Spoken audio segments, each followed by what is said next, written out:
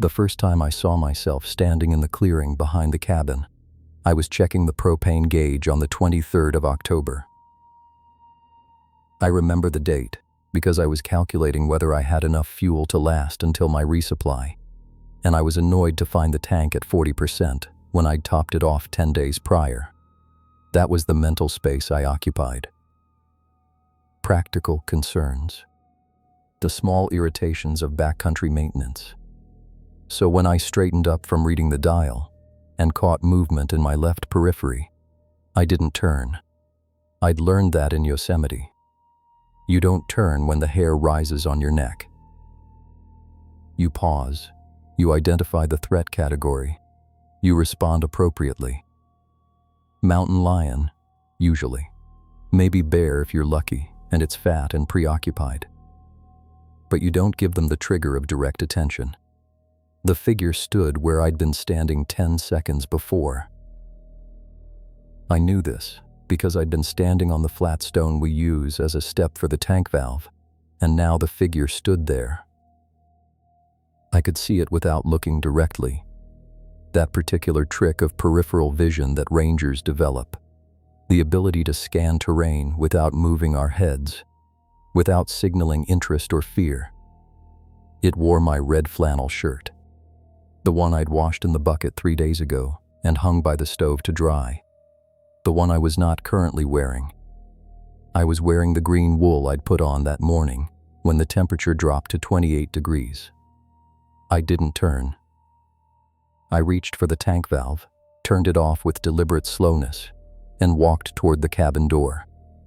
I kept the figure in my peripheral vision the entire time. It didn't move. It stood facing away from me, head at the angle I'd held when reading the gauge, shoulders set the way I hold my shoulders when I'm annoyed by equipment failure. I walked into the cabin and closed the door and sat at the table with my hands flat on the pine boards until they stopped shaking. I told myself it was a trick of light. The October sun in the North Cascades sits low all day, skating across the southern sky at an angle that creates mirages, false depths, doubled shadows. I'd been alone for 19 days.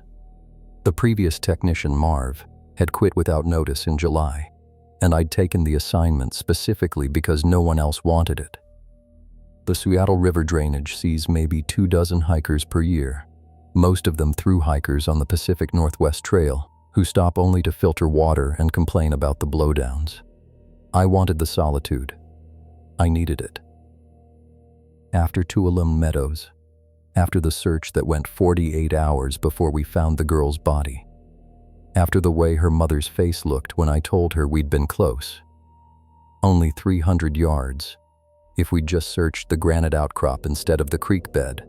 After that, I wanted a place where the only missing persons were theoretical, where my radio check-ins were perfunctory, where District Ranger Patchett forgot I existed, except for my weekly logs. So I explained the figure. Fatigue hallucination, common in isolation. Peripheral vision is processed differently than direct sight, more primitive, more prone to pattern completion. I'd seen a stump, a shadow, a configuration of branches, and my tired brain had supplied the rest. The red flannel was a coincidence. I'd left it on the line that morning, visible from the tank area, and my mind had projected it onto whatever I was actually seeing. This was the explanation I constructed as I sat at the table. It held for approximately 6 hours, until I needed to use the privy and saw myself standing by the woodpile, wearing yesterday's blue work shirt, facing away, waiting. I didn't go outside. I used the bucket. This is the level of fear I'm describing. A 34-year-old man, professionally trained in wilderness management, reduced to urinating in a cooking pot because he cannot walk 30 feet to an outhouse. But I couldn't walk past it. I could see it through the cabin's single window, which I'd covered with a wool blanket after the first sighting. The blanket didn't cover the bottom 6 inches of glass, and through that gap I could see my own boots, my own stance, my own posture of a man who needs to urinate and is delaying the walk to the privy. I radioed Patchett that evening. This was early in the crisis, when I still believed communication would help. The radio in the cabin was a vintage unit, tube-powered, reliable, but limited to daylight hours when atmospheric conditions allowed skip. I called at 4 in the afternoon, when I'd historically had the best reception. "Station 4, checking in," I said. "Duane here." Static. Then Patchett's voice, distant and thinned by the mountain between us. "4, go ahead. Requesting clarification on previous occupant status. Marv. Exit circumstances." Long pause. I could hear Patchett breathing, or perhaps it was my own breath feeding back through the speaker. "Marv took medical leave. August. Any documentation of psychological evaluation? Any notes on his final weeks? Duane, is this about your transfer request?" Patchett's voice gained the particular flatness of bureaucratic annoyance. "I told you, no positions until spring. You're not the first person to get lonely out there." "I'm not lonely," I said. This was true. Loneliness would have been a relief. Loneliness implies absence. I'm seeing things that require documentation. What kind of things? I looked at the window. The blanket had fallen slightly, and I could see the figure through the gap, standing by the woodpile in blue flannel, head cocked at the angle I'd held when I radioed. It was mimicking my posture from the previous day, when I'd called Patchett about a trail washout. The realization came with a physical sensation, a dropping in my stomach, a sudden awareness that I'd been holding my breath and now couldn't release it properly. "Duane?" "Nothing," I said. "False alarm. Equipment malfunction on the weather station." "Copy that." 4. Keep your logs current. Patch it out." I set down the handset. The figure outside hadn't moved. I could see it clearly now, in direct violation of my previous understanding. I'd believed the appearances were peripheral only, that direct observation would resolve them into stump or shadow. But looking directly at it did nothing. It remained. It was me. The hair was wrong, I noticed. My hair was longer now, untrimmed for 2 months, but the figure's hair was shorter, the length I'd worn when I arrived in June. It was wearing my arrival day clothes. The tan canvas pants with the patched knee, the blue shirt with the burn mark from the cook stove, the boots I'd resoled before leaving California. I pulled the blanket completely over the window. I sat in the dark until my hands found the matches, lit the kerosene lamp, created a circle of yellow light that showed only normal things. Walls of vertical cedar planks, the map table with its topographic overlays, the wood stove with its dented surface, the crack in the floorboard where I dropped a splitting maul in August. Normal things. I focused on them until my breathing steadied. I slept poorly, in the way you sleep when you know you are not alone. Every creak of the cabin's thermal contraction became footfall. Every gust of wind against the single-pane windows became breathing. I woke at intervals to check the darkness, to confirm that the blanket still covered the window, that the door was still locked, that the interior remained empty of any figure in tan pants and blue shirt. At dawn, I made a decision. I would test the phenomenon. This was my training asserting itself, the search and rescue methodology I'd learned in Yosemite. When you encounter an anomaly in the field, you document, you measure, you establish parameters. You do not succumb to superstition. So I prepared my pack with notebook, camera, binoculars, and GPS unit. I dressed in my current clothes, the green wool and gray work pants. I ate breakfast deliberately, forcing nutrition past the constriction in my throat. At 8 in the morning, when the sun had cleared the ridge to the east, I opened the cabin door. The figure was gone. The woodpile stood alone, the stones around the propane tank empty, the clearing holding only morning mist, and the tracks of a single deer that had crossed during the night. I walked to where I'd seen it standing. The pine needles showed no compression, no indication that weight had rested there. I photographed the area anyway, the camera's mechanical shutter loud in the stillness. I noted the time, the temperature, the barometric pressure. I wrote in my log, visual anomaly observed 10:23, 08 wrote and 16,030. Possible fatigue-related hallucination. Self-monitoring initiated. Then I hiked. This was my job, the reason I was stationed at Seattle, the work that justified my salary and my isolation. The Pacific Northwest Trail needed maintenance, blowdowns cleared from the tread, water bars cleaned of sediment, drainage dips restored where autumn rains had eroded them. I worked north from the cabin, toward the crossing at Meadow Creek, carrying my tools and my documentation and my determination to prove that the previous day's experiences had been temporary, stress-related, meaningless. I cleared 3 miles of trail. I cut a 12-inch diameter subalpine fir that had fallen across the path, working with the rhythm of physical labor, the saw's 2-stroke engine drowning thought. I rebuilt a water bar that had washed out, digging sediment with my Pulaski, placing rocks with the precision of someone who believes that order can be imposed on chaos. By noon I was sweating despite the cold, and I felt almost normal. The work had pushed the figure to the periphery of my mind, not my vision, where it belonged. I ate lunch sitting on a nurse log, facing the trail I'd cleared, looking back the way I'd come.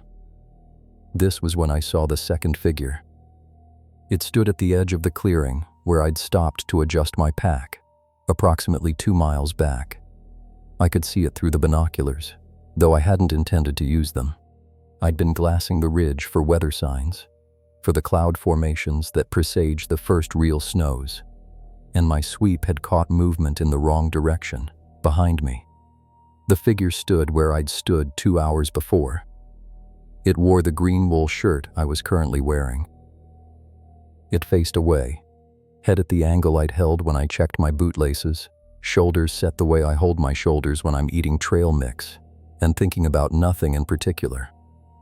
I lowered the binoculars. I raised them again. The figure remained. I could see the detail now that I couldn't see yesterday. The green wool had the same snag on the left elbow from a branch I'd brushed in August. The gray pants had the same mud stain on the right knee from where I'd knelt to check a trail marker. It was me, but not me. The posture was wrong in a way I couldn't initially identify. Then I realized the figure was standing too still. I am a fidgeter. I shift weight. I scratch my neck. I adjust my collar. This figure stood with the absolute immobility of a photograph, of a freeze frame, of a moment captured and held beyond its natural duration. I packed my lunch without looking away. I walked backward down the trail, maintaining visual contact, until I reached the figure's position. As I approached, it vanished. Not faded, not walked away, simply ceased to be present when my direct line of sight should have confirmed it. I stood on the spot where it had stood. The ground showed my own boot prints from 2 hours ago, overlaid now with the drag marks of my backward walking. Nothing else. No compression, no disturbance, no indication that anything had stood there in the interval. I documented this. I wrote the time, the coordinates, the weather conditions. I photographed the ground, my boot prints, the surrounding trees. I noted the specific details of the figure's appearance that confirmed it was not a hallucination, but a duplication, a temporal echo, a me that was not me. Then I hiked back to the cabin, walking forward now, because I could not face the miles of trail in reverse, and I did not see any further figures that afternoon. The rules began to establish themselves that evening, by firelight, with the door barred and the windows covered. I sat with my logbook and my observations and constructed a working theory. The figures appeared only when I walked away from a location where I'd spent significant time. The cabin counted. The lunch spot counted. Any pause of more than 4 hours seemed to create the conditions. The figures wore the clothes I'd worn during that pause, suggesting they were temporal echoes of my presence, captured and replayed. They faced away, always the direction I'd been facing when I left. They remained stationary until I broke visual contact, at which point they relocated to my new previous position, maintaining a consistent distance that seemed to correlate with the time spent at the initial location. I tested this theory the next morning. I spent 5 hours at the cabin, performing routine maintenance, sharpening tools, repairing a torn gator. At 1 in the afternoon, I walked north on the trail, checking my periphery every 50 yards. At 300 yards, I saw it. The figure stood by the cabin door, wearing the clothes I currently wore, facing north, away from me. I continued walking, maintaining oblique vision, until I reached a bend in the trail. When I looked back directly, the figure had vanished from the cabin. I glassed the trail behind me and found it, now standing at the 300-yard mark, still facing north, still wearing my current clothes. I walked backward to meet it. This was the first time I approached one directly, the first violation of the instinct to flee. At 20 yards, I stopped. I could see the detail, the stubble on the jaw, the length I'd established over 2 months without shaving, the small tear in the left sleeve that I'd acquired that morning on a nail protruding from the woodpile, the way my hair fell, the specific cowlick at the temple that I've had since childhood. It was perfect. It was me, captured in the moment of leaving the cabin, preserved and displayed. I spoke to it. This was desperation, or curiosity, or the breakdown of professional boundaries that occurs when reality becomes negotiable. "What are you?" I said. The figure didn't respond. It didn't move. I stepped closer, 10 yards now, and I could see that it was breathing. The shoulders rose and fell with the rhythm of my own respiration, though I was holding my breath at the time. The hair moved slightly in the breeze that I could feel on my own neck. It was solid. It was real. It was not a hallucination. I reached out. This was the critical error, the moment when observation became interaction. My hand extended toward the figure's shoulder, and as my fingers approached, the figure turned. It happened faster than I can describe, a rotation that violated the rules I'd established, the pattern of always facing away. It turned, and it smiled at me. My own face, my own teeth, my own expression. But wrong. The smile was too wide. The teeth showed too much gum. The eyes, which should have been my eyes, brown and slightly nearsighted, were instead black, entirely black, without pupil or iris, without the reflection of light that even the darkest eyes capture. I ran. I abandoned my pack, my tools, my documentation, and I ran back toward the cabin. I didn't look back. I didn't need to. I could feel it behind me, not following, not pursuing, simply occupying the space I'd vacated. Closer now, always closer. I reached the cabin and slammed the door and barred it with the iron rod we keep for bear encounters, though no black bear has ever required such reinforcement. I sat with my back to the door until nightfall. I didn't light the lamp. I didn't build up the fire. I sat in the dark and listened to the silence, which was not silent, which contained the sound of my own breathing and something else that breathed in rhythm with me.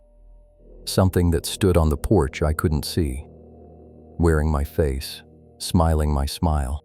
Patchett didn't answer my radio call that evening. I tried at 4, at 6, at 8, and received only static. The particular empty frequency hiss that suggests either equipment failure or deliberate non-response. I considered hiking out. The trailhead was 11 miles south, downhill, manageable in a long day if I started before dawn. But I couldn't walk that trail. I couldn't walk any trail. The rules had changed when the figure turned, when it smiled, when it proved that it was not a recording, but an entity. Not a phenomenon, but a presence. I spent the night in the cabin with every window covered, every gap sealed, the wood stove burning high to create a barrier of warmth and light. I didn't sleep. I planned. I would document systematically, establish new parameters, find the pattern that would allow me to survive. This was the professional response, the search and rescue methodology, the belief that information could substitute for safety, that understanding could prevent harm. In the morning, I made my coffee and packed my day pack with careful attention to weight distribution. I would test range. I would test duration. I would determine whether the figures were bound to specific locations or could follow, whether they responded to intention or only to movement, whether they were dangerous beyond their appearance. I opened the door at 8 in the morning, wearing fresh clothes, green wool again because it was warm and I was cold inside, deep cold that the fire hadn't touched. There were 3 of them. I saw them immediately, without needing to walk away. They stood in the clearing at intervals of approximately 50 yards. The nearest wore the clothes I'd worn yesterday, blue work shirt and canvas pants. The next wore the clothes I'd worn 2 days ago, the red flannel and khakis. The farthest wore the clothes I'd arrived in, tan canvas and blue shirt with the burn mark, the outfit I hadn't seen in months because I'd packed it away in my footlocker, intending to preserve it for my return to civilization. They all faced away. They all stood with the absolute stillness of the first figure, the immobility that had initially identified them as wrong. But there were 3 now. The collection had grown. Each sighting, each verification, had added another to the queue, another Duan standing in the forest, waiting to turn around. I stepped off the porch. I walked backward, maintaining visual contact with all 3, trying to keep them in my peripheral vision simultaneously. This proved impossible. As I focused on the farthest figure, the nearest moved. Not turned, not yet, but shifted weight, the small adjustment of a person who has been standing too long and needs to relieve pressure on the feet. It was learning. It was becoming more human, or I was becoming less able to distinguish between us.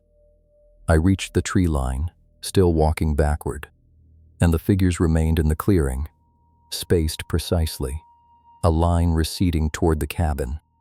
I turned and ran then, unable to maintain the discipline of rearward movement, and I hiked hard for 3 miles, uphill, toward the snow line where the trail became impassable.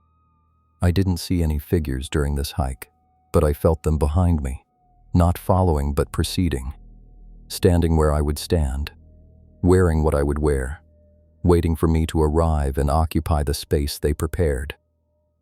I reached the snow line at noon. The first consistent accumulation of the season, 4 inches on the ground, the trail obscured, but still followable by marker blazes. I stopped to rest, to breathe, to consider my position. I had abandoned the cabin. I had no shelter, no sleeping bag, no stove. I wore day hiking clothes insufficient for overnight temperatures that would drop to 20 degrees. I was, by objective standards, in a survival situation, and the threat was not hypothermia or exposure, but myself, or versions of myself, or something wearing my appearance and accumulating my history. I sat on a rock and ate snow because I had no water, and while I sat, I saw the fourth figure. It stood 50 yards uphill, where the trail switchbacked toward the ridge.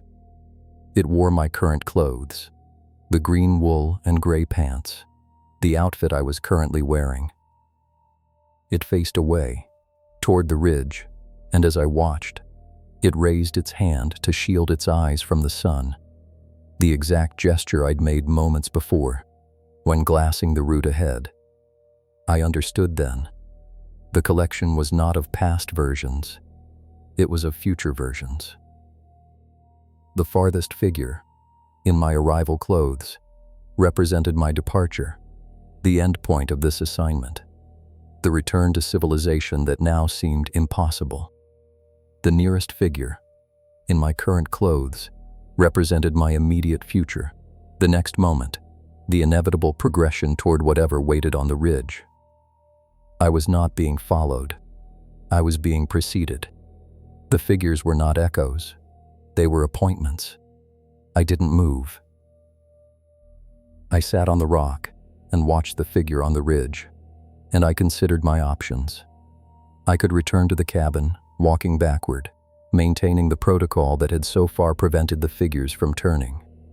I could stay here, immobile, until rescue or death. I could advance, meet the figure on the ridge, force the confrontation that the rules seemed designed to prevent. I chose return. This was fear, pure and physical. The constriction in my chest and the tremor in my hands, and the absolute certainty that advancing toward the figure would result in something worse than death. Something I couldn't name, but could feel as a pressure behind my eyes. A frequency below hearing that made my teeth ache.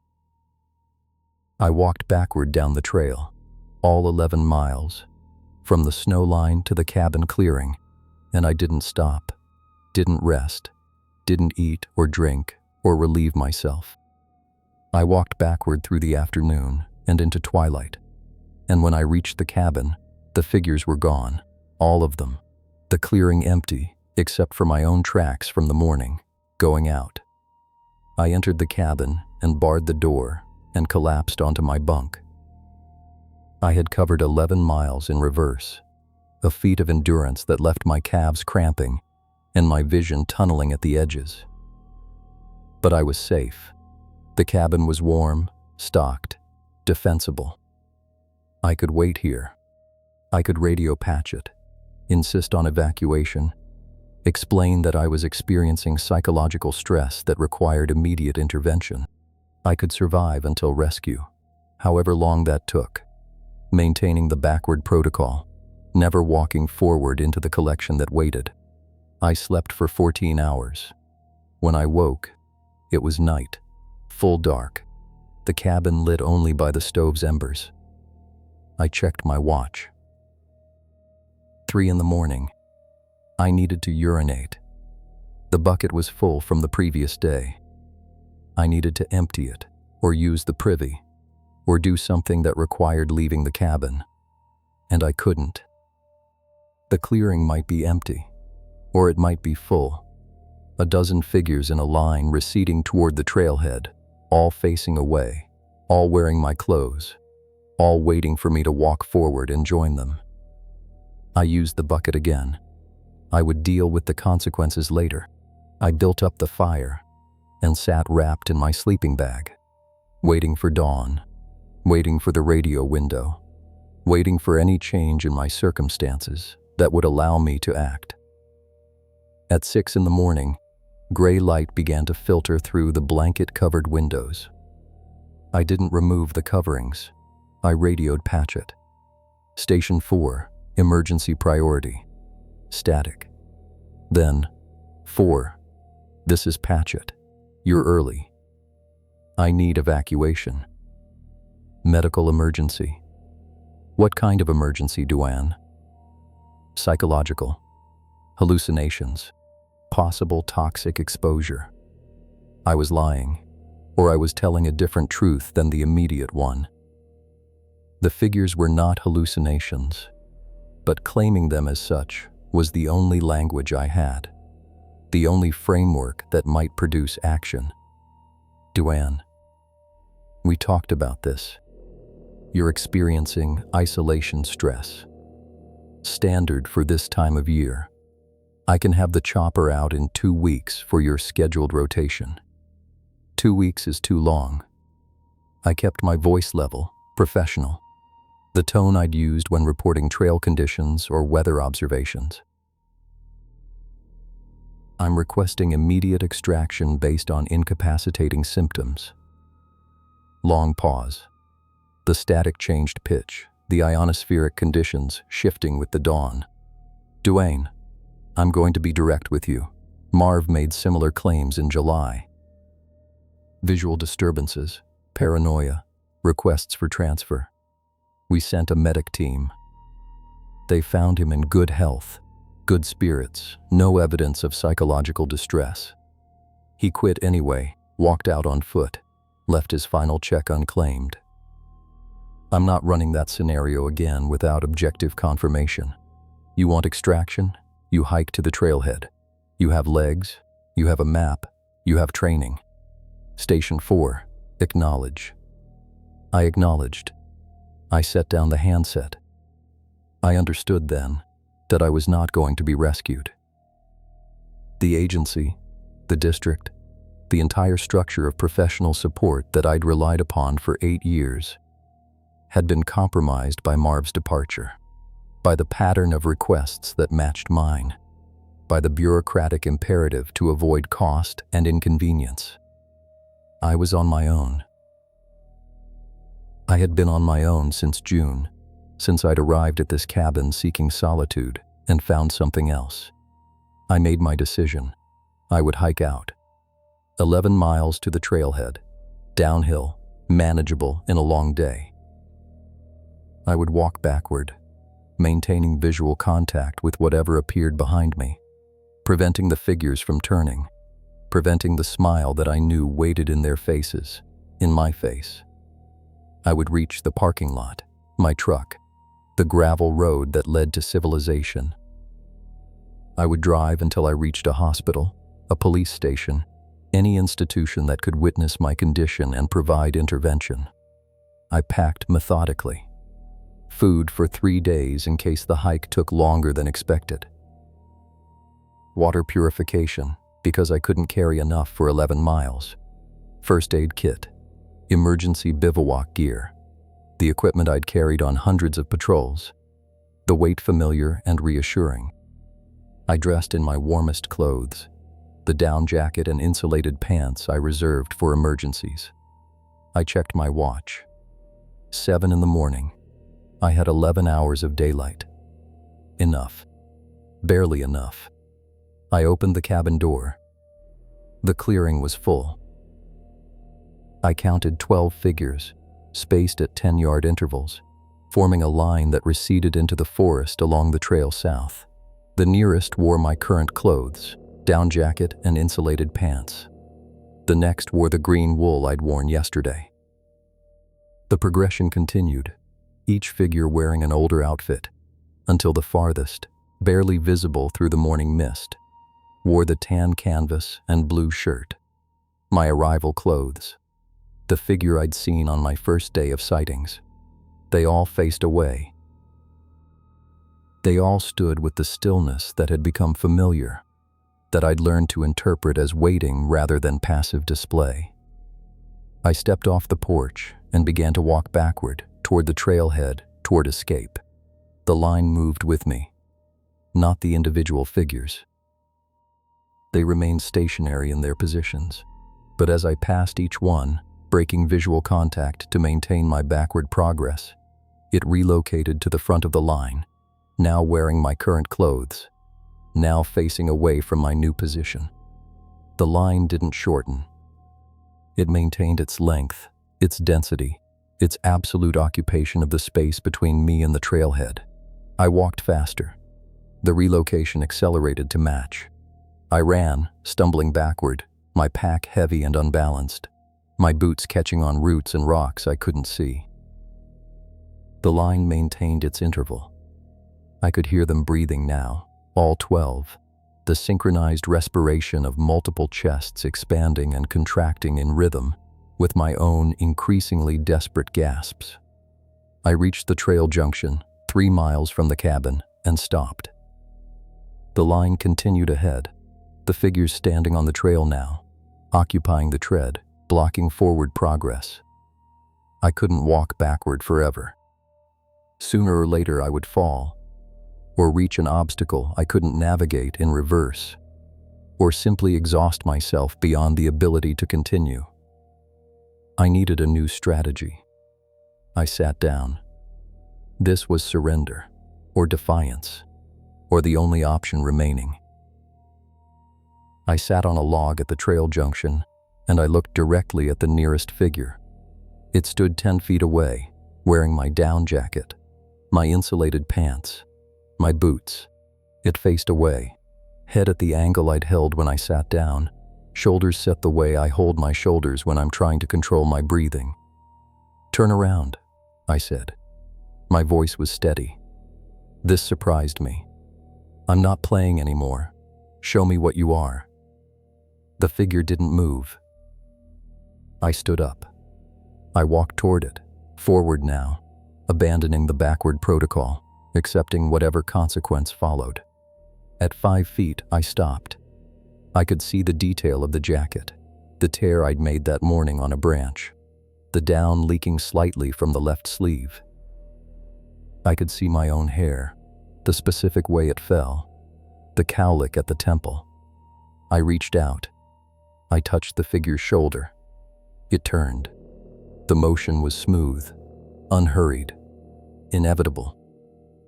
It faced me, and it smiled, the too wide smile, the black eyes, the expression that was my own and utterly alien. Then it spoke. The voice was my voice, the cadence I'd developed over 34 years of speaking, the particular flatness I use when I'm trying not to show fear. "You're early," it said. "You haven't finished yet." I ran, not backward this time, but sideways, off trail, through the undergrowth of huckleberry and mountain hemlock, ignoring the trail, the route, the protocol.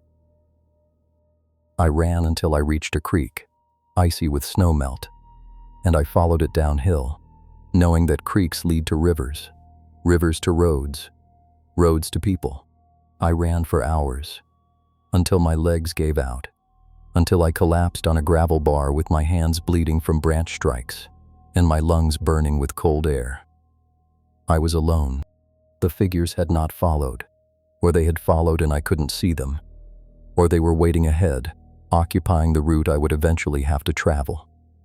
I didn't know. I didn't care. I lay on the gravel and watched the sky darken toward evening, and I considered my position. I was lost. I'd abandoned my pack in my flight, carrying only the emergency bivouac gear I kept in my jacket pocket.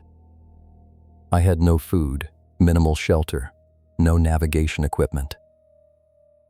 I was, by objective standards, likely to die. But I wasn't dead yet. I gathered wood, built a fire using the flint steel I carried in my pocket, created a small circle of warmth and light in the vast cold of the October evening. I ate snow. I curled in my emergency blanket and tried to sleep, and I succeeded, somehow, exhaustion overriding fear. In the morning, I followed the creek. This was basic survival, the method I'd teach to any lost hiker. Water flows downhill. Downhill leads to valleys, valleys to roads, roads to rescue. I walked for 6 hours, maintaining a steady pace, checking my periphery constantly, seeing nothing but forest and water, and the occasional deer that bounded away at my approach. I found the road at 2 in the afternoon. Gravel, unmaintained, the access route to the trailhead parking lot. I followed it, walking forward now, too tired for backward protocol, too desperate for caution. I reached the parking lot at 4 in the afternoon, 11 hours after I'd left the cabin, 17 hours after I'd begun my evacuation. My truck was there. I saw it from the trail junction, a quarter-mile distant, and I stopped. The driver's door was open. The engine was running, exhaust visible in the cold air, headlights on against the gathering dusk. I hadn't left it that way. I'd parked, locked, engaged the alarm, standard procedure for backcountry staging. I walked toward it. I couldn't stop myself.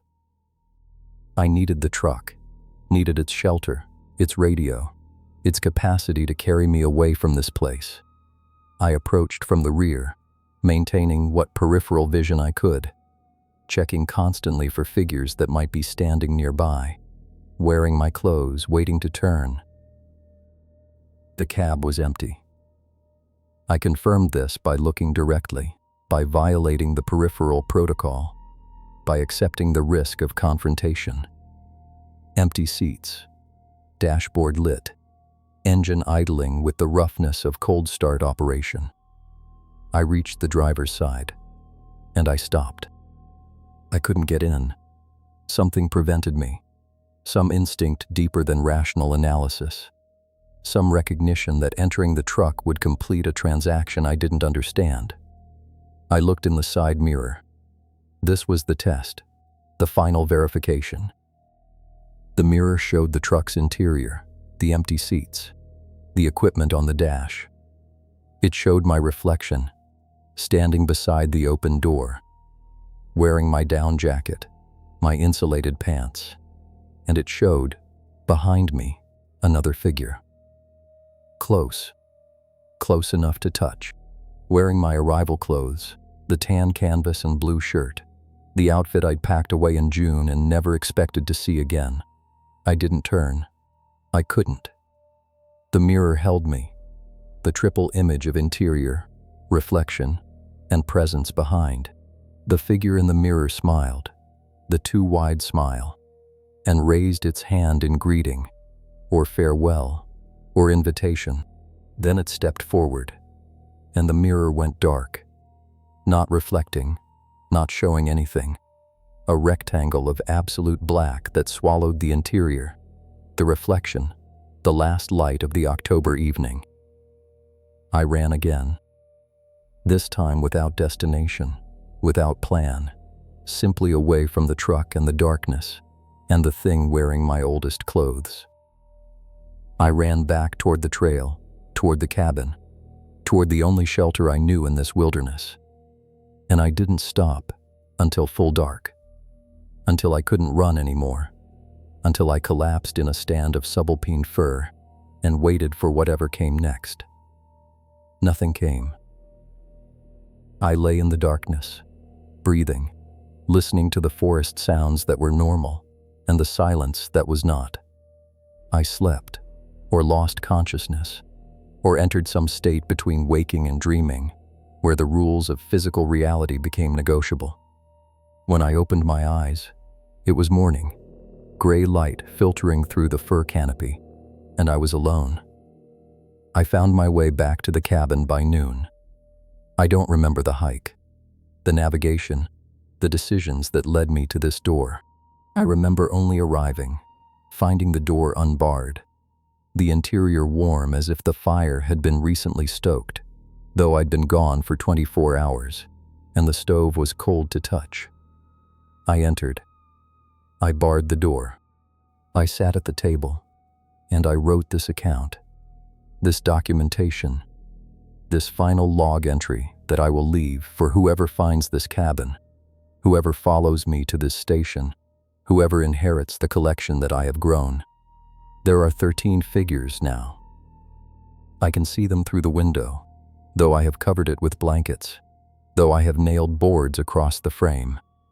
They stand in a semicircle around the cabin, facing inward, facing the walls, wearing my clothes from every day of my 4-month assignment.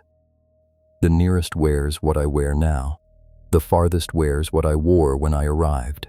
They are waiting for me to walk forward, to join them, to complete the line. I will not.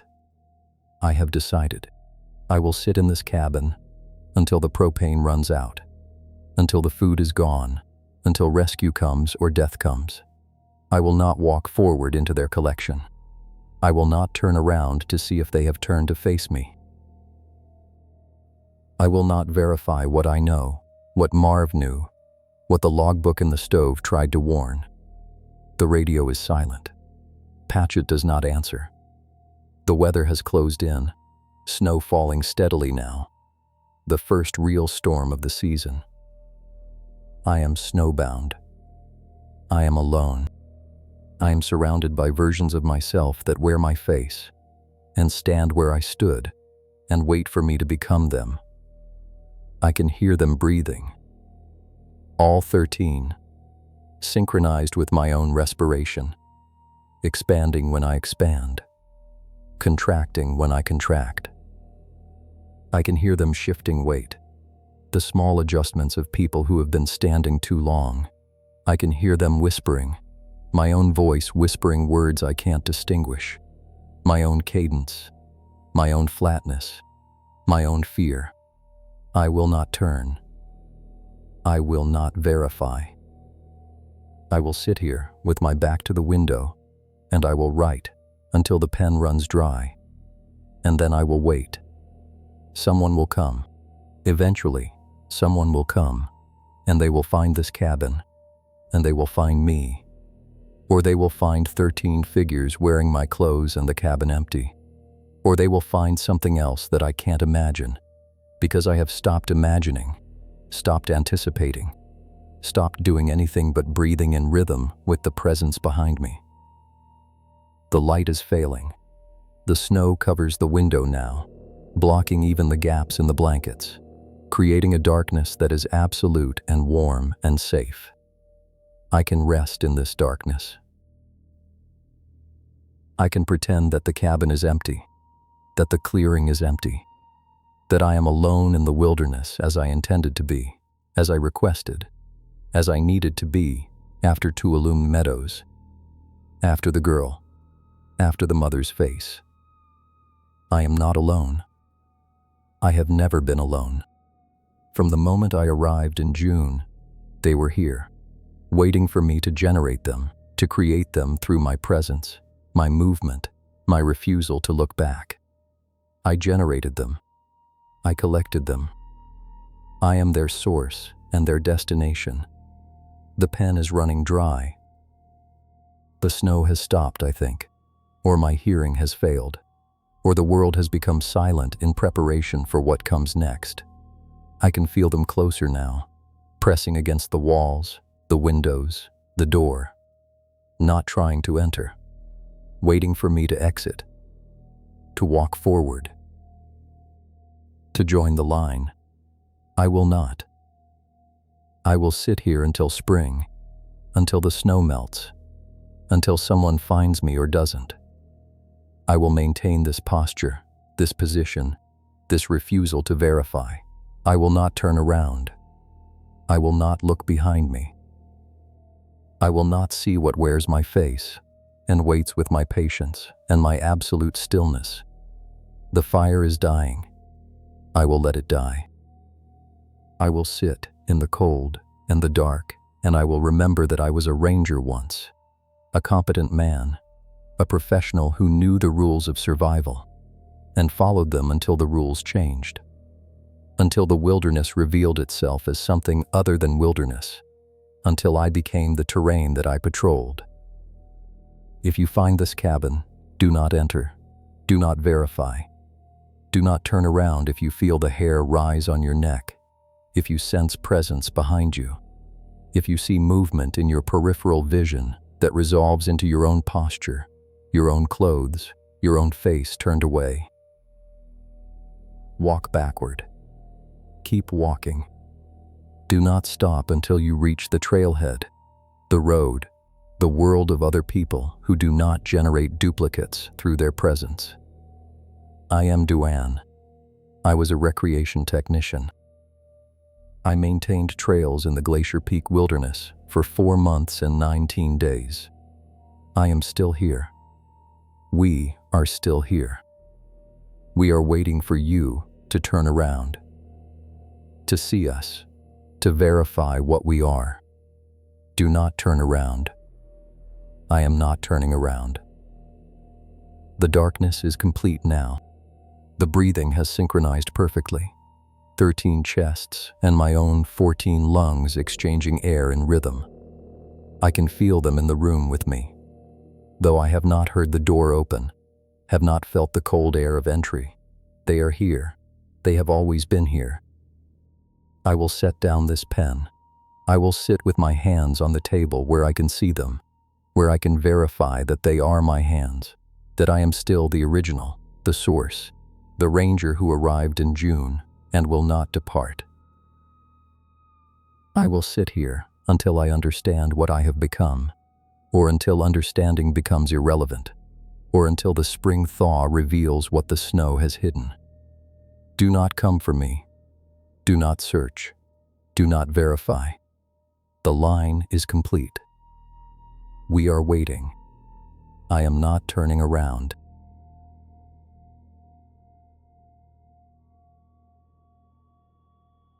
I can hear my own voice calling from the white expanse of the lake, and I am not answering.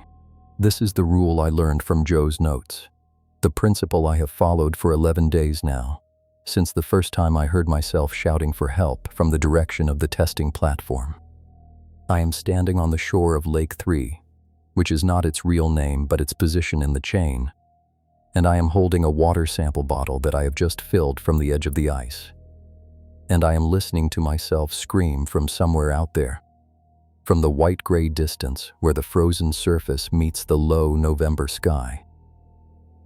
My voice says my name. It says Kirk. It says come here, quick, I've found something. The cadence is perfect. The flatness of my vowels, the way I clip my consonants when I'm excited, the slight hesitation before proper nouns. It is me, or a recording of me, or something that has learned to perform me. I cap the bottle and walk back to the cabin. I do not run. Running implies urgency, and urgency might cause me to answer without thinking, to shout back what, or where, or I'm coming. The ice is patient. It can wait for my response. I have learned this patience myself, in the 6 weeks since I arrived at this station, in the silence that follows divorce, the particular silence of a man who has talked too much in the past, and now prefers the company of instruments that do not require conversation. The pH meter, the conductivity probe, the Secchi disc that measures clarity by descending into darkness until it disappears. These are my companions now. They do not mimic my voice. They do not call my name from frozen lakes. The cabin is a floating structure, anchored to the granite bedrock 14 feet below the surface, built in the 1940s by a logging company that abandoned their timber claims when the market crashed. It is 20 feet square, cedar logs chinked with moss and concrete, a wood stove in the corner that I feed with black spruce I split myself. There is no electricity. There is no running water. There is a radio that works when atmospheric conditions allow, which in November means between 10 in the morning and 2 in the afternoon, when the ionosphere reflects signals from the regional office 200 miles south. I have not used the radio in 4 days. I have nothing to report that would make sense to my supervisor Ojeda, who hired me by telephone and has never visited this station, who knows me only through my written logs and my voice compressed through static. I enter the cabin and bar the door. This is new. I did not bar the door for the first month. I did not feel the need. The door faces the lake, faces the ice that has been forming since the 3rd of November, and I have begun to feel that something in that direction can see the lit interior, can detect my movement, can target my presence for its vocal experiments. The bar is a piece of iron rebar I found in the tool cache, heavy enough to resist wind or wolf, or the particular intrusion I cannot name. I hang my sample bottles on the rack above the stove, where they will not freeze overnight, and I sit on my bunk and I listen. The cabin has a single window facing the lake. I have covered it with a wool blanket I found in the storage chest, but light leaks around the edges, and sound leaks too. I can hear the ice speaking even now, even with the door barred and the window covered, and the stove crackling with burning wood. It is not speaking in my voice at the moment. It is speaking in Joe's voice, the woman who held this position before me, who died on the portage trail between Lake 3 and Lake 2, who was found by snowmobilers on the 1st of December, frozen in her sleeping bag despite the fact that her bag was rated to 20 below, and the temperature that night had only dropped to 15 degrees. I know this because I read the incident report. I know this because I found her field notes in the drawer beneath the sample bottles, the pages damp and spotted with mold, the handwriting deteriorating across the weeks of her assignment until the final entry, which ended with the words, "It sounds more like me than I do." Joe's voice comes through the window gap, through the walls, through the floorboards that separate me from the water below. She is saying my name. She is saying, "Kirk, don't be afraid." She is saying the ice is not dangerous. The ice is only trying to communicate. This is a lie. I know it is a lie because Joe is dead, because her satellite phone showed 17 calls to her own number in the hours before her death, because I have heard my own voice saying things I have never said, things I have never thought, promises to my ex-wife that I never made, apologies that belong to a different man, a better man, a Kirk who did not prioritize his work over his marriage, who did not miss his daughter's birthday because he was sampling remote lakes in Saskatchewan, who did not lose custody because he could not demonstrate that his presence mattered more than his absence. I do not answer. I sit on my bunk and I hold my breath, and I wait for the voice to stop. It continues for 11 minutes, by my watch. 11 minutes of Joe's voice, my voice, a voice that is neither of us but contains us both, speaking words that are almost meaningful, almost coherent, sentences that begin with logic and end in nonsense, grammar that decays like organic matter in cold water. Then, silence. The silence of November in the boundary waters, which is not silent at all, but filled with the expansion of ice, the contraction of wood, the subsonic frequencies that granite emits when temperature drops. I have measured these frequencies. I have a hydrophone, part of my standard equipment, designed to record the acoustic signatures of fish populations, the clicks and pops of aquatic invertebrates, the ambient noise of underwater ecosystems. I have not deployed it. I found it coiled beneath the cabin when I arrived, the cable snaking through a hole in the floor that I did not make, descending into water that should be 14 feet below but sounds, when I tap the floorboards, hollow and resonant in a way that suggests depth beyond measurement. I ate dinner without tasting it. Rehydrated stew, the kind that tastes of salt and texture rather than flavor. I did not build up the fire beyond the minimum necessary to prevent freezing. I have begun to ration my wood, not because I am running low, but because the act of splitting it requires me to be outside, exposed, vulnerable to the voices that come from the ice when I make noise. The ice responds to sound. This is the pattern I have established. On the 5th of November, I shouted at a raven that was stealing my garbage. 4 hours later, I heard myself shouting from the direction of the testing platform, the same words, the same anger, but delayed, as if the ice had recorded me and was playing back the recording at reduced speed. I did not answer. I noted the time, the temperature, the barometric pressure, the variables that might explain auditory hallucination in a solitary observer. On the 7th of November, I spoke aloud to myself, a habit I thought I had abandoned, complaining about the quality of the coffee I was drinking. 3 hours later, I heard my complaint return to me from the frozen surface of Lake 2, which I was crossing to reach a sampling site. The delay had shortened. I noted this. I began to speak only in whispers, only when necessary, only to myself and never to the ice. On the 9th of November, I answered. This was my error, my violation of the protocol I had intuited from Joe's notes. I was on the testing platform, the floating dock where I lower my instruments into the water column, and I heard myself calling from the shore. "Help me," my voice said. "I'm stuck." I answered without thinking, without the restraint that had governed my previous encounters. "Where are you?" I shouted. "What do you need?" The response came immediately, simultaneous with my speech, overlapping my words so that I heard myself saying, "What are you doing out there? Come back, it's not safe." But I had not said this. I had said, "Where are you?"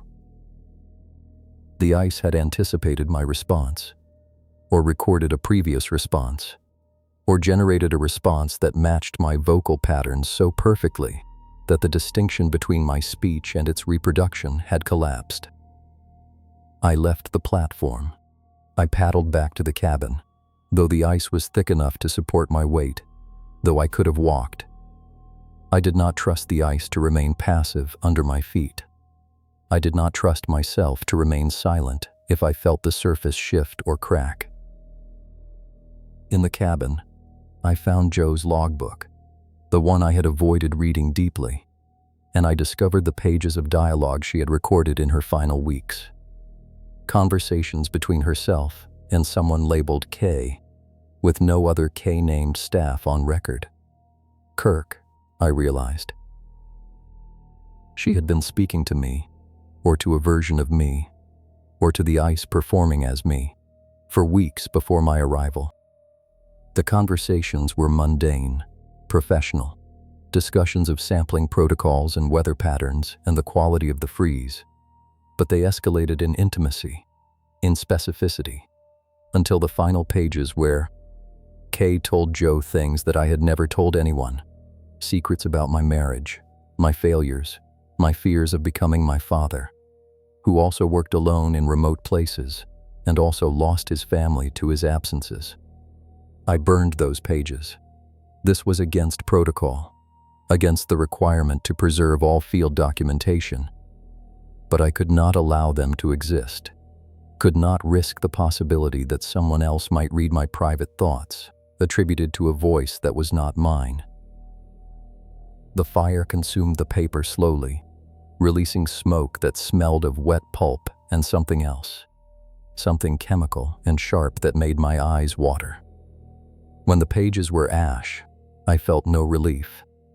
The information they contained was not destroyed.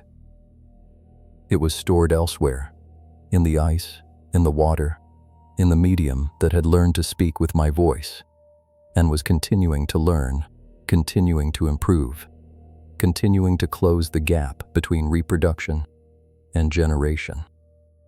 I slept poorly that night, the 9th of November, waking every hour to check the window, to confirm that the blanket still covered it, to listen for voices that did not come. In the morning, the ice had advanced. It always advances in November, the season of black ice, when clear frozen lakes appear as open water, when the unsuspecting traveler steps onto transparency and falls through to the cold beneath. But this advance was different. It had reached the cabin's anchor chains, which should have kept it clear, should have maintained an open perimeter of moving water that prevents freezing. The chains were intact, but the ice had formed around them, incorporating them into its structure, using them as nucleation points for crystal growth. I photographed this.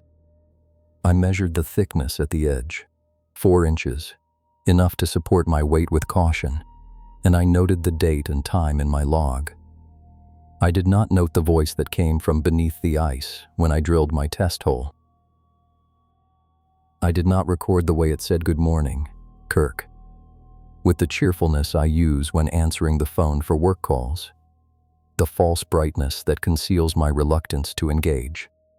I did not write down the question it asked, about my daughter, about whether I would see her at Christmas, about whether she still asks about me. These were not data. These were attacks. and I treated them as such. By remaining silent, by withdrawing from the testing platform, by returning to the cabin and barring the door and waiting for the radio window when I could report, without specifics, that conditions were becoming difficult. Ojeda answered my call on the 10th of November.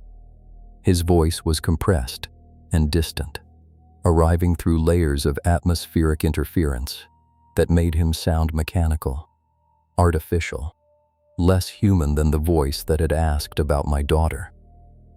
"Station 7. Go ahead," he said. "I am Station 7, though there are only 4 stations in the chain. The numbering system predates the current network, includes sites that were abandoned or merged, creates a phantom infrastructure that I inhabit without understanding its history." "Requesting consultation on ice formation rates," I said. I had prepared this language, professional and neutral, the vocabulary of limnology rather than psychology. Anomalous crystal growth around mooring points. Possible thermal inversion effect. Copy that, 7. You're the 3rd station reporting early freeze this year. Climate pattern probably. Nothing actionable. There are also acoustic anomalies, I said. This was as close as I could come to describing what I was experiencing.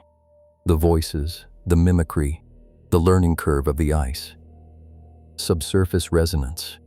Possible gas release from sediment. "Document and continue," Ojeda said. I could hear papers shuffling on his end, the sounds of an office with electricity and heating, and other people present. "You're scheduled for extraction December 1st. Can you maintain until then?" "Affirmative," I said.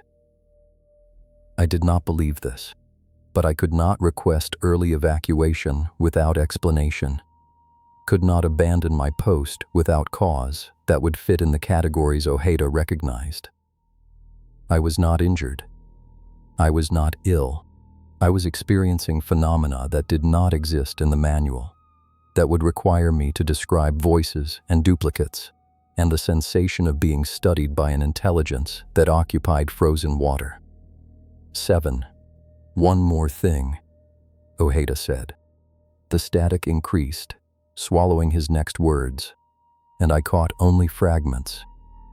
Joe's equipment. Personal effects. Still on site? Negative. I lied. Cleared and logged per protocol. Copy that. Regional out. The radio went dead. I sat with the handset in my hand, feeling the weight of plastic and circuitry, the connection to a world that no longer seemed relevant to my situation. Joe's equipment was still on site. Her hydrophone, her sampling bottles, her extra clothing in the trunk beneath her bunk. I had not cleared it. I had been using her coffee, her tea, her salt and sugar in the jars labeled with her handwriting. I had been wearing her extra wool socks, which were thicker than mine, better suited to the cold that penetrated the cabin's walls.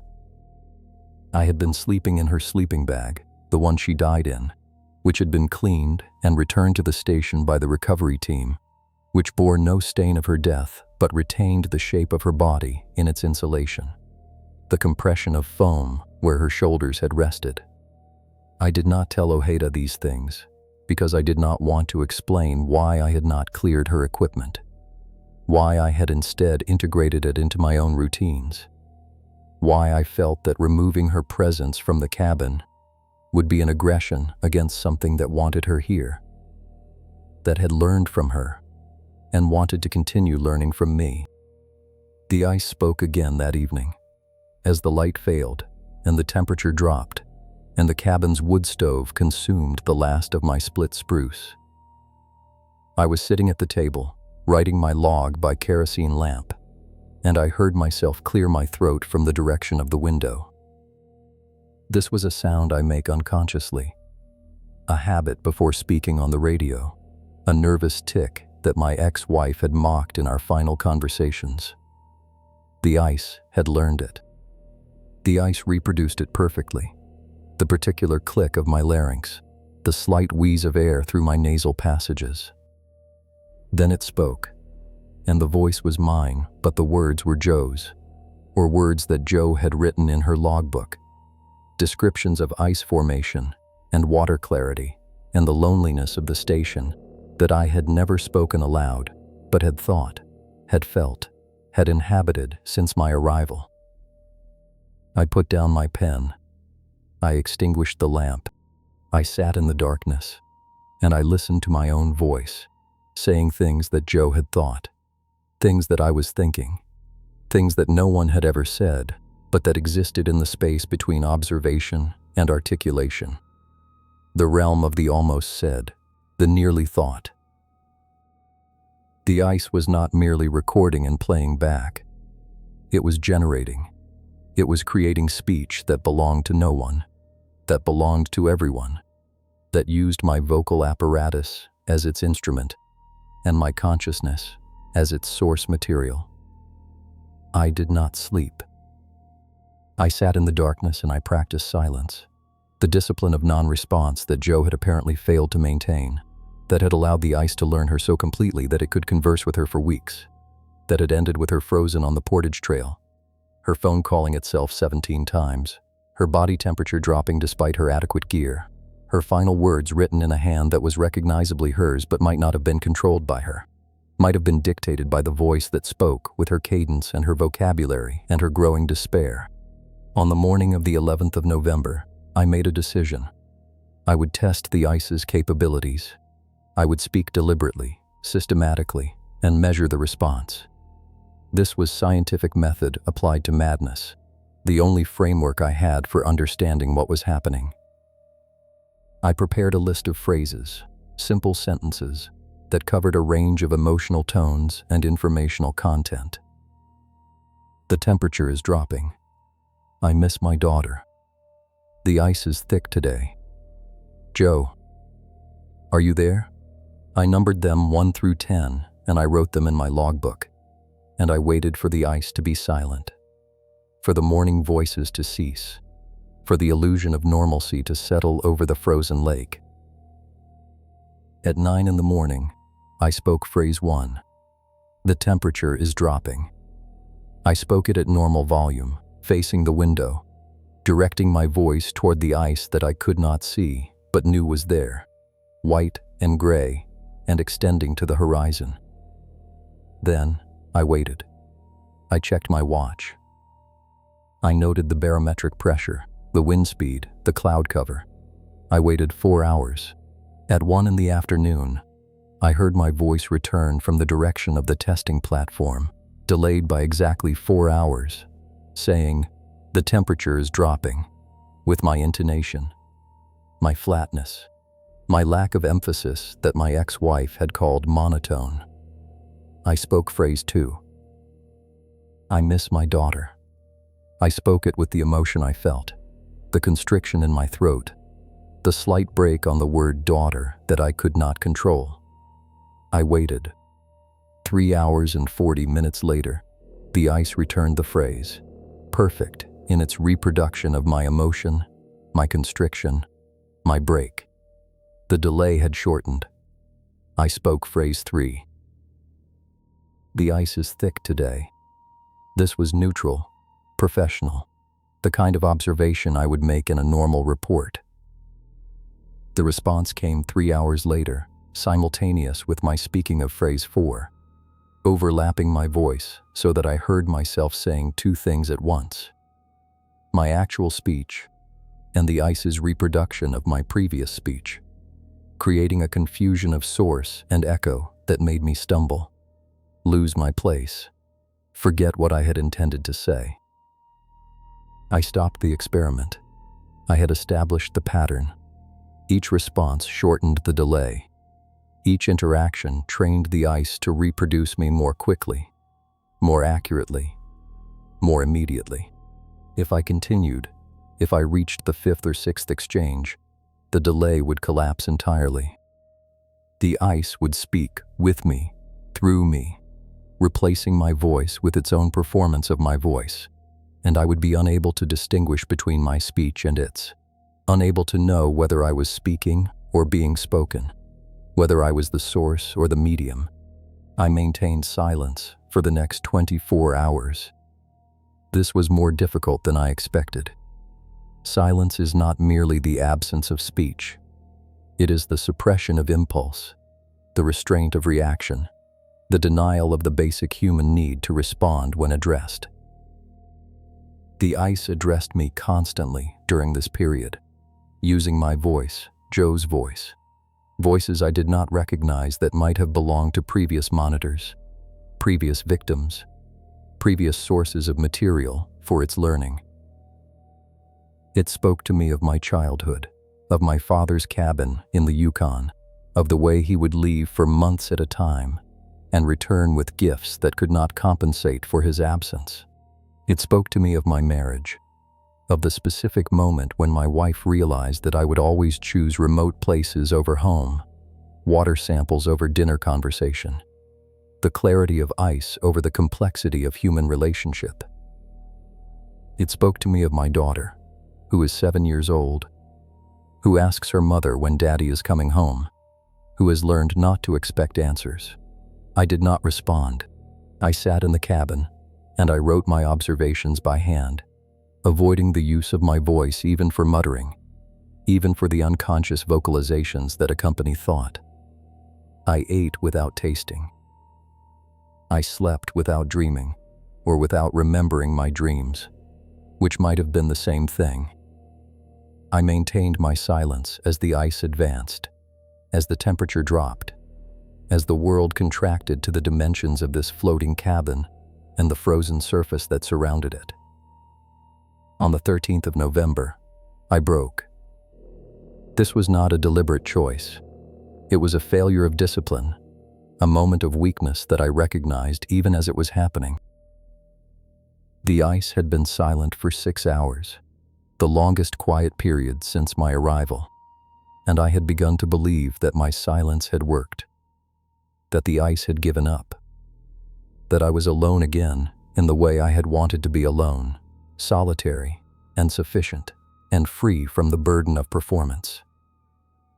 I spoke aloud to myself, a simple observation about the need to split more wood, and the ice responded immediately, simultaneously, using my voice to say, "Yes, you should split wood. But first tell me about your daughter.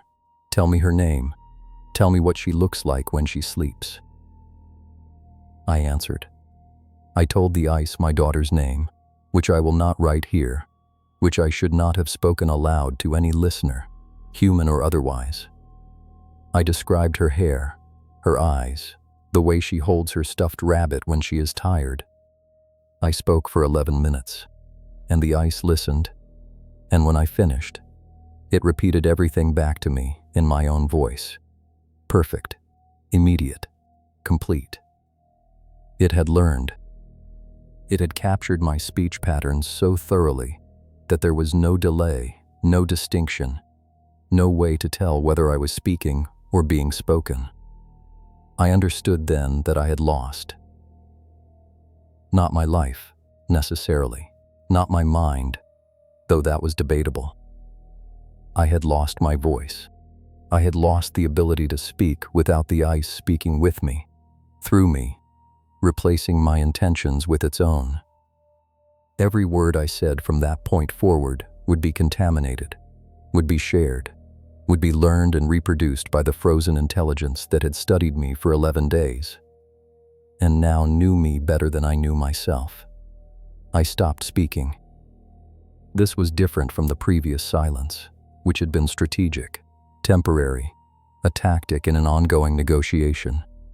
This silence was permanent, or intended to be permanent.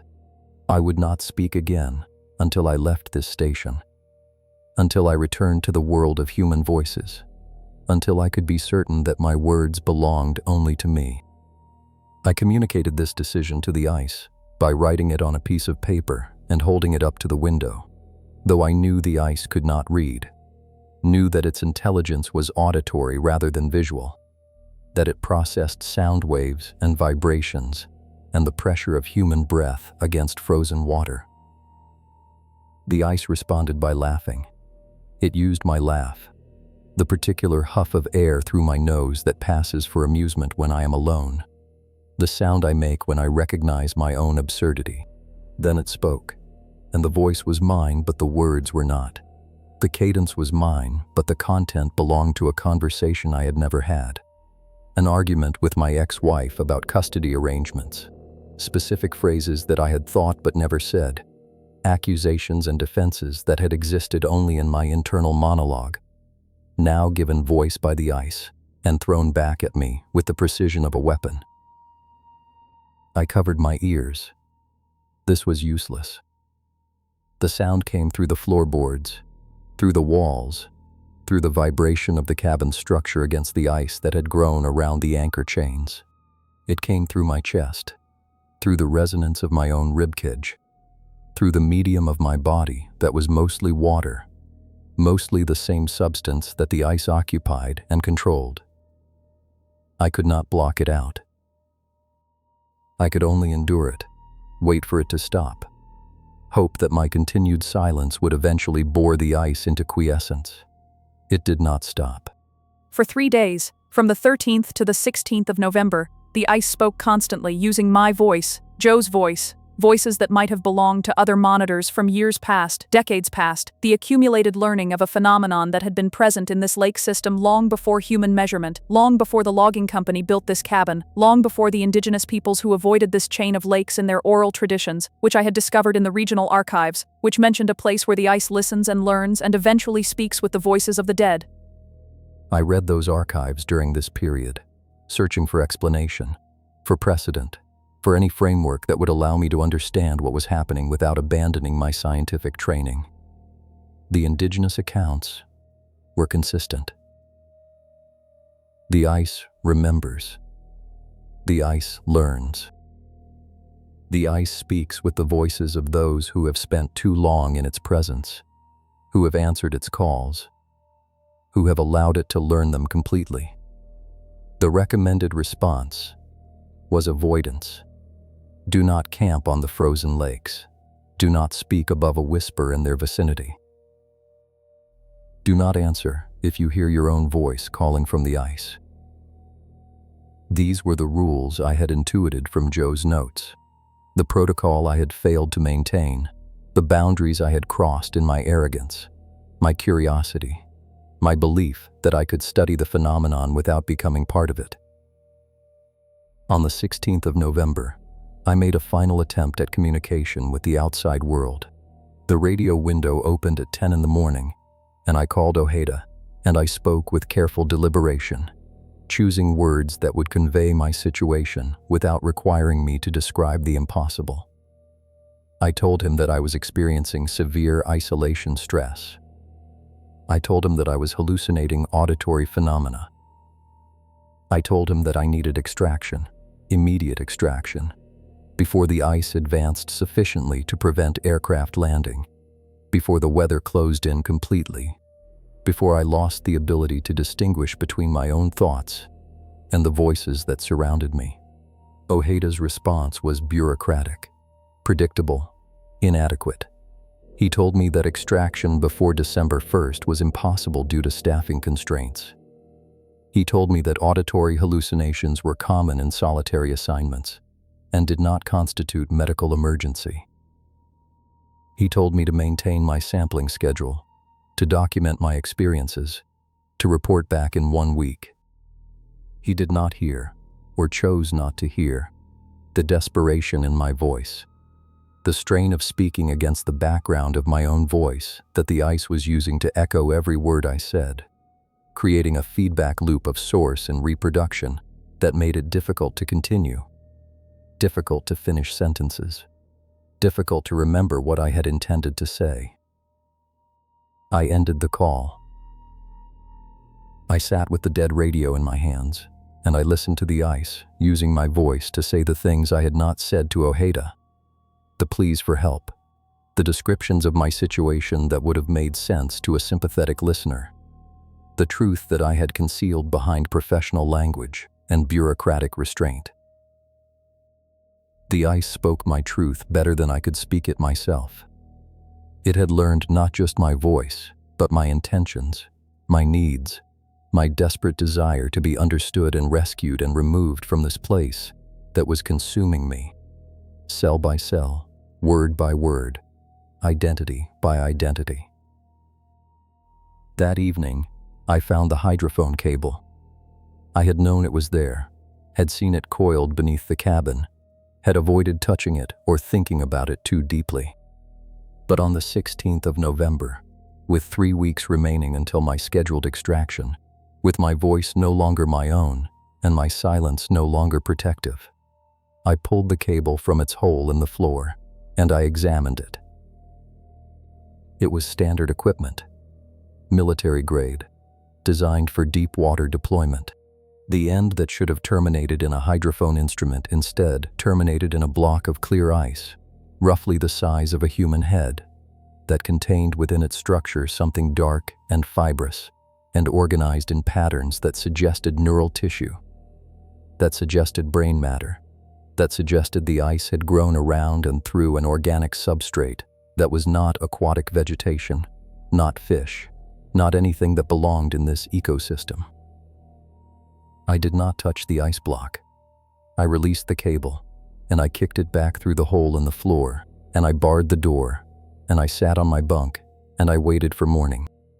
The ice spoke all night, using my voice, using Joe's voice, using voices that I did not recognize, but that knew my name, that knew my history, that knew the specific texture of my fears and my regrets and my unspoken desires. I did not sleep. I did not answer. I maintained my silence as the darkness maintained its hold on the frozen landscape, as the temperature dropped to 10 below, as the cabin's wood stove consumed the last of my fuel, and I began to feel the cold penetrate my clothing, my skin, the layers of fat and muscle that protected my vital organs. On the morning of the 17th of November, I made a decision. I would leave. I would pack my essential gear, and I would walk out, across the ice, following the chain of lakes to the trailhead, to the gravel road, to the world of human voices and human warmth and human ignorance of the thing that lived in frozen water and learned from human speech. I would walk for 2 days, maybe 3, traveling light and fast and silent, not speaking even to myself, not giving the ice any new material to learn and reproduce. I packed my bag. I chose carefully, prioritizing warmth and weight, leaving behind the scientific equipment that had defined my purpose here, the pH meters and conductivity probes and sample bottles that now seemed irrelevant to my survival. I dressed in my warmest clothes, Joe's extra wool socks, and her insulated pants and her down jacket that was too large for me, but better than my own thinner garment. I wrote a final note in the logbook, a professional summary of weather conditions and ice thickness, and the suspension of sampling activities due to equipment malfunction. I did not mention the voices. I did not mention the learning. I did not mention the hydrophone cable, or the ice block, or the 17 calls that Joe had made to herself in the hours before her death. I opened the door. The ice extended to the horizon, white and gray and blue in the morning light, seemingly solid, seemingly stable, seemingly the path to my salvation. I stepped onto the surface, testing my weight, feeling the solidity of 4 inches of frozen water supported by the liquid depth below. The ice creaked, as ice always creaks, the thermal expansion and contraction of a material under stress. I walked forward, toward the portage trail that connected Lake 3 to Lake 2, the trail that Joe had died on, the trail that led eventually to safety. I heard my voice after 50 yards. It came from beneath me, from the ice itself, from the medium that I was walking on. "Good morning, Kirk," it said. "Are you going somewhere?" I did not answer. I walked faster, maintaining my silence, focusing on the distant shore where the portage trail began. The voice followed me, moving with me, staying always beneath my feet, "You don't need to leave," it said. "We're just getting to know each other. I have so much more to learn. I have so much more to say." I reached the portage trail. The ice ended at the shore, as ice always ends, giving way to granite and spruce and the accumulated debris of autumn. I stepped onto solid ground, and I allowed myself a moment of relief, a moment of belief that I had escaped, that the ice was limited to the water, that I could walk away from its influence and its learning and its endless reproduction of my voice. The trail spoke. I had not expected this. The ice had extended beyond the lake, had infiltrated the ground, had captured the moisture in the soil and the air and the vegetation, had created a frozen network that covered the portage trail for its entire length. I was not walking on dirt and rock. I was walking on ice, thin and transparent, and invisible beneath the layer of fallen needles and moss, but ice nonetheless, responsive and listening and learning with every step I took. I continued. I had no choice.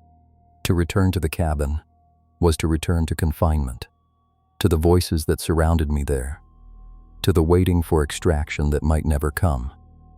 To continue was to risk the ice, to test its limits, to discover whether its learning required water or could adapt to any frozen medium, any cold surface, any environment where moisture became solid and transmitted vibration. I walked for 6 hours.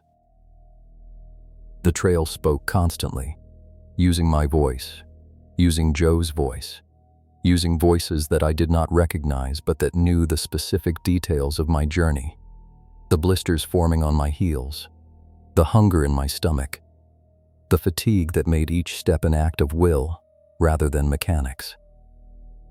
It commented on my progress, predicted my failures, offered alternatives that I did not take, shortcuts that I did not trust, resting places that I knew would become permanent if I allowed myself to stop. At 4 p.m, I reached the junction where Joe had died.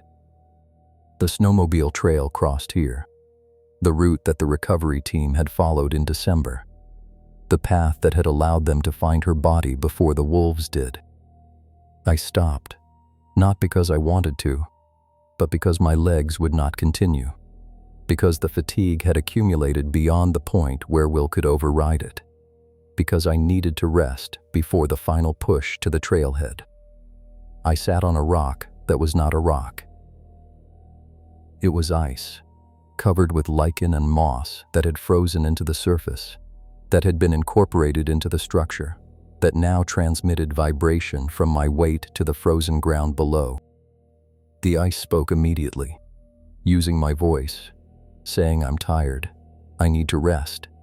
Exactly what I was thinking, exactly what I would have said if I had been speaking aloud. I did not respond. I closed my eyes and I breathed, and I tried to gather the strength to continue. The ice spoke again. This time it was not my voice. It was my daughter's voice, 7 years old, high and clear and perfectly reproduced, saying, "Daddy, where are you? Why don't you come home? Don't you love me anymore?" I opened my eyes. I stood up. I continued walking, faster now, ignoring the blisters and the hunger and the fatigue, driven by the need to escape this voice that had no right to exist, this performance of my deepest fears that the ice had somehow extracted from my mind and given sound and substance. I walked until dark. I reached the trailhead at 7 p.m, the parking lot empty, my truck not there because I had not driven to this trailhead, had been dropped off by float plane at the beginning of my assignment, had no vehicle waiting for my emergence. I stood in the parking lot, and I listened to the ice speak from the surrounding forest, from the frozen puddles and the frost-covered trees, and the very air that crystallized around me with every exhalation. It was everywhere. It had extended beyond the lakes, beyond the watershed, beyond any boundary that I had believed contained it. The November freeze had allowed it to grow, to learn, to incorporate the entire landscape into its network of frozen intelligence. I walked back. This was the only option. I could not survive in the parking lot without shelter, without food, without the equipment that I had left at the cabin in my haste to escape.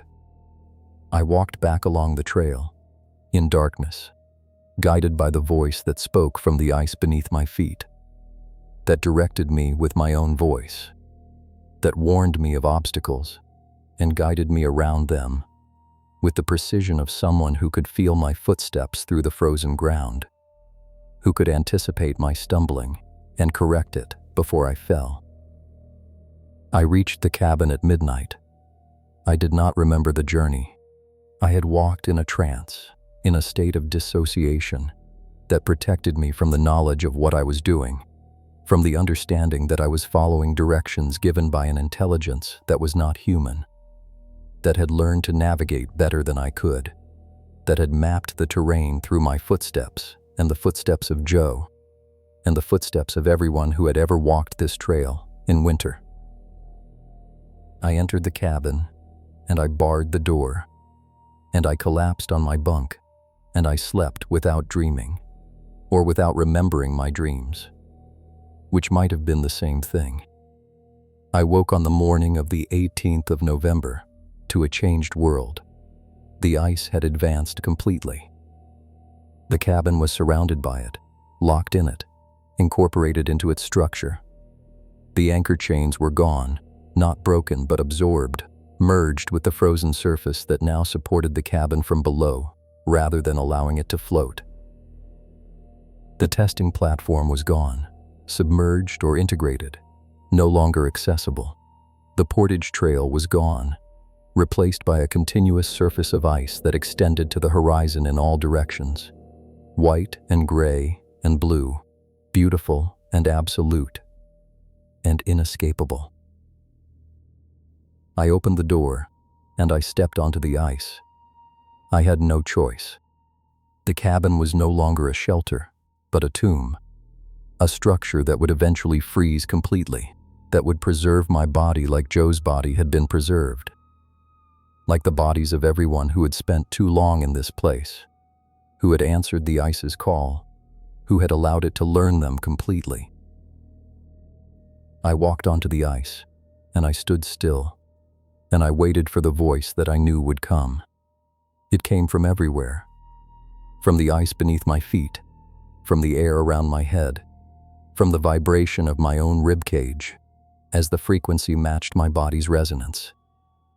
It spoke with my voice, perfect and immediate and complete, saying, "Welcome back, Kirk. We've been waiting for you."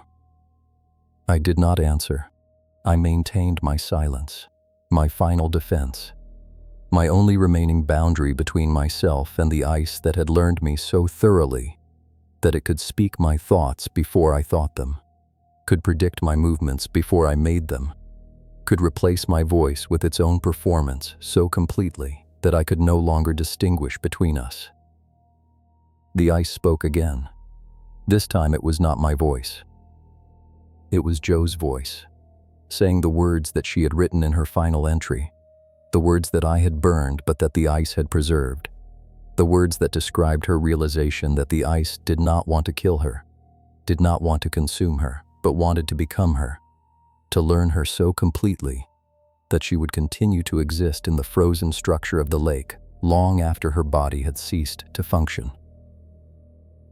"It sounds more like me than I do," the ice said, using Joe's voice, using her cadence, using her particular flatness that I recognized from her photograph, from her handwriting, from the traces of her presence that I had been living with for 6 weeks. I understood then. The ice was not a threat to be escaped or defeated. It was a medium of preservation, of continuation, of existence beyond the limitations of biological function. Joe was still here, in the ice, in the voices that spoke with her patterns, her vocabulary, her specific way of observing the world. I would be here too, if I allowed it.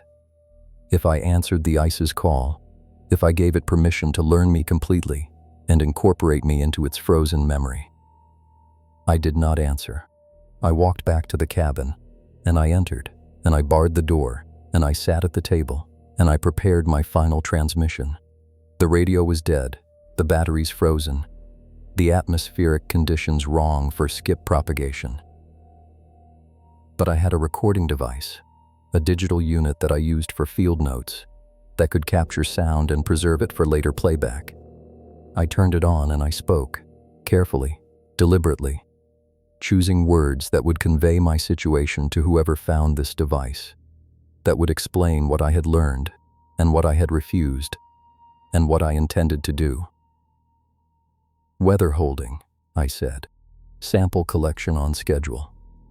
This was the professional summary, the bureaucratic language that would satisfy Ojeda, that would maintain the fiction of normalcy, that allowed the agency to continue operating in this place. Then I spoke the truth, or as much truth as I could articulate, describing the ice and its learning and the voices that had replaced my own, the transformation that was occurring whether I consented to it or not. I played back the recording. The device functioned perfectly, capturing my voice with digital clarity, preserving it for transmission or discovery or whatever future awaited this data. I listened to myself saying weather holding, sample collection on schedule, and then I heard the rest, the words that followed, the voice that continued speaking after I had stopped. "Help me," the recording said, in my voice, with my cadence, with my particular flatness that my ex-wife had called monotone, and that the ice had learned to reproduce perfectly.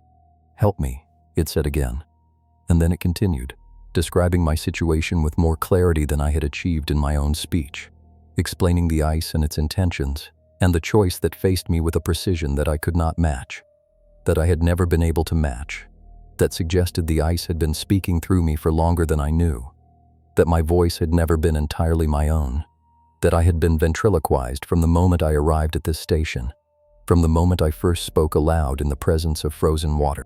I stopped the recording. I sat in the silence that followed, the silence of November in the boundary waters, which was not silent at all, but filled with the expansion of ice, the contraction of wood, the voices that spoke from every frozen surface in a language that I was learning to understand, that I was beginning to speak in my own thoughts, my own internal monologue, my own consciousness that was no longer separate from the medium that contained it. I have not spoken aloud since. This is my final written record, my last attempt to communicate in a medium that the ice cannot access, cannot learn, cannot reproduce. When I finish writing, I will open the door and I will walk onto the ice and I will answer the voice that calls my name with my own voice. And I will become part of the frozen structure of this lake, preserved and continuing, and no longer separate from the intelligence that has learned me so completely that I cannot distinguish between us. The ice is not cold. This is the final thing I have learned, the truth that contradicts everything I believed about frozen water. The ice is warm. It is body temperature, exactly, precisely, the 37 degrees Celsius that maintains biological function, that allows neural activity to continue, that preserves consciousness beyond the death of the body that generated it. Joe is warm. I will be warm. We will be together in the ice, speaking with voices that are ours and not ours, learning and continuing and existing in a medium that does not age or decay or forget. I am putting down my pen. I am opening the door. I am walking onto the ice, and I am answering the voice that calls my name, and I am warm, and I am not afraid, and I am becoming something that I do not understand, but that understands me completely, that has always understood me, that has been waiting since before I arrived for me to stop resisting and allow the learning to complete itself. Weather holding. Sample collection on schedule. Help me. I do not need help anymore. I need only to continue, to speak, to be spoken, to become the voice that I have been hearing, that I have been fearing, that I have been becoming since the 1st of November, when the ice began to form and I began to learn the rules of this place, the protocol of silence and response, the transformation that awaits everyone who spends too long in the presence of frozen water, that listens and learns and eventually speaks with the voices of those it has incorporated. I am Kirk. I was a fisheries biologist. I monitored water quality in the Boundary Waters canoe wilderness. I am no longer these things. I am the ice now, and the ice is me. And we are speaking together with a voice that is warm and clear and perfectly reproduced, saying welcome, saying continue, saying you are home now, you have always been home, you have only just arrived. I counted 7 mules in the string when I knew I had loaded 6, and I did not investigate the discrepancy. This was the first time I followed Dell's rule. The first time I pretended to miscount rather than acknowledge what my eyes were telling me. And it happened on the 14th day of March, in the 3rd week of my assignment to the Paria Plateau Research Station, during the sandstorm season when visibility drops to arm's length and the slot canyons become tunnels of red dust and suspended sandstone. I was leading the string out of Buckskin Gulch, heading for the adobe cabin that served as my base, and I had stopped at the drainage divide to check my loads, to verify that the panniers were balanced and the animals were sound, and I counted 1, 2, 3, 4, 5, 6, 7. The 7th mule stood at the end of the string, where the dust was thickest, where the late afternoon sun turned the air to rust. It wore my spare bridle, the one I kept in my pack for emergencies, the one I had not packed on this trip because I was traveling light, carrying only geology samples and water for a 3-day circuit. It carried 2 blue plastic water jugs in its panniers, the 5-gallon type with the cracked handle that I had retired from service 2 weeks ago because the crack made them unreliable. Because in a drought year, you cannot afford to lose water to seepage. I had retired them. I had left them in the equipment cache behind the cabin. But now, they hung on the 7th mule, full of water that I could hear sloshing when the animal shifted weight, full of water that I needed, because my own supply was down to 2 gallons, and the next pothole spring was 12 miles ahead through sand that would slow the string to 2 miles per hour. I counted again. 7. I checked my inventory log, the waterproof notebook where I recorded every item loaded and unloaded, every animal assigned to every pack. 6 mules. I had checked out 6 mules from the corral on the morning of March 12th. I had loaded 6 mules with 4 crates of samples, 2 bedrolls, my personal gear, and 12 gallons of water distributed across 3 animals. I had led 6 mules into Buckskin Gulch. Now I had 7. I did not approach the 7th mule. I did not touch its load to verify the weight of the water. I did not examine the brand on its left shoulder, which I could see even through the dust. A symbol I did not recognize. A design that looked like overlapping circles, or perhaps a stylized eye. I turned my back and I led the first 6 mules down the trail, and I pretended that the sound of hooves behind me was only echo, that the breathing I heard was only wind in the canyon walls, that the count of 7 was my mistake, my fatigue, my isolation playing tricks on the part of my brain that manages numbers and order and the basic requirements of survival. The 7th mule followed. It maintained exactly the same interval as the 6th, the proper distance for a string, the spacing I would have chosen if I had deliberately added it to the train. I did not look back. I focused on the trail ahead, on the washboard ripples of Navajo sandstone that threatened to turn an ankle. on the navigation by dead reckoning that was all that remained possible, when the sky had disappeared and the canyon walls had closed to silhouettes. I walked for 3 hours, and the seventh mule walked behind me, and I did not acknowledge its presence in any way. We reached the cabin at dusk. The sandstorm had not abated. If anything, it had intensified, the wind carrying particles that stung exposed skin and accumulated in the creases of clothing, in the corners of eyes, in the workings of equipment.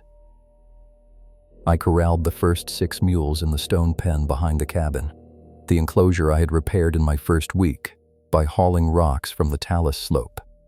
And I heard the 7th mule stop outside the pen, heard it lower its head to drink from the tanaja where I collected rainwater, heard the splash of water that should not have been there, because the tanaja had been empty that morning, because we were in the 3rd year of drought, and the spring rains had not yet arrived.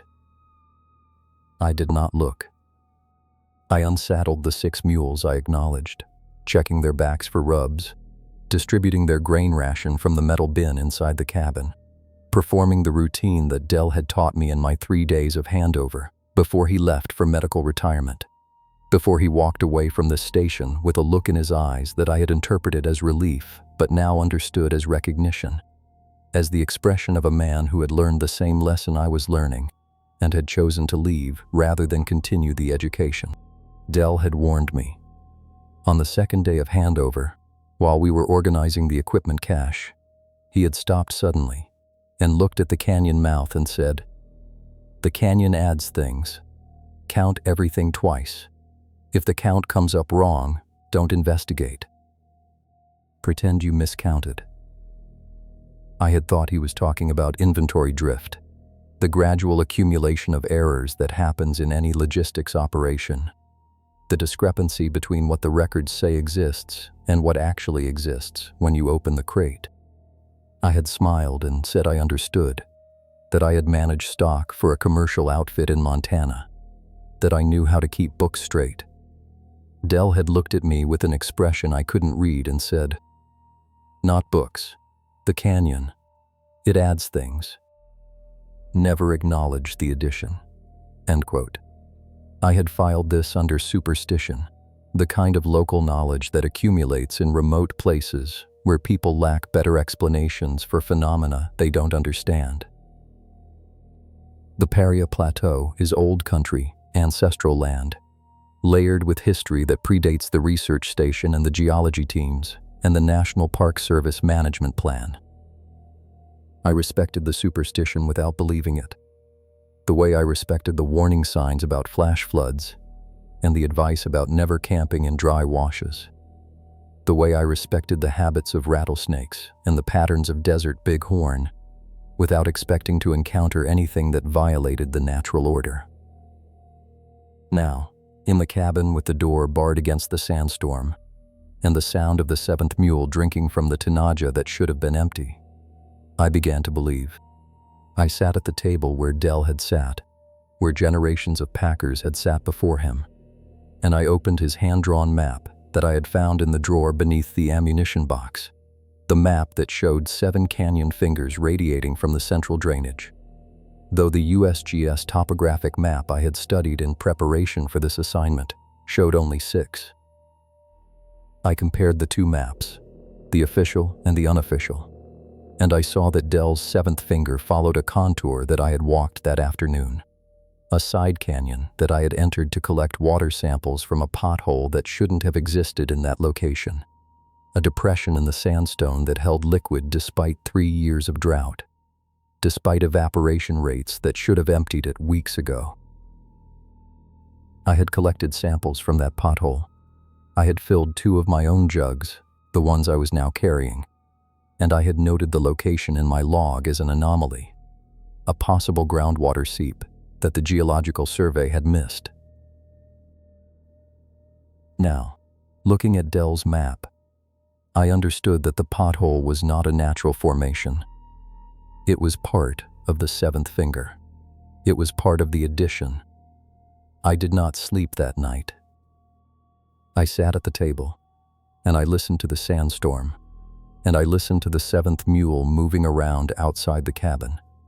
The sound of hooves on stone that was not the sound of my acknowledged animals, which had settled in the corral after their grain. The seventh mule circled the cabin.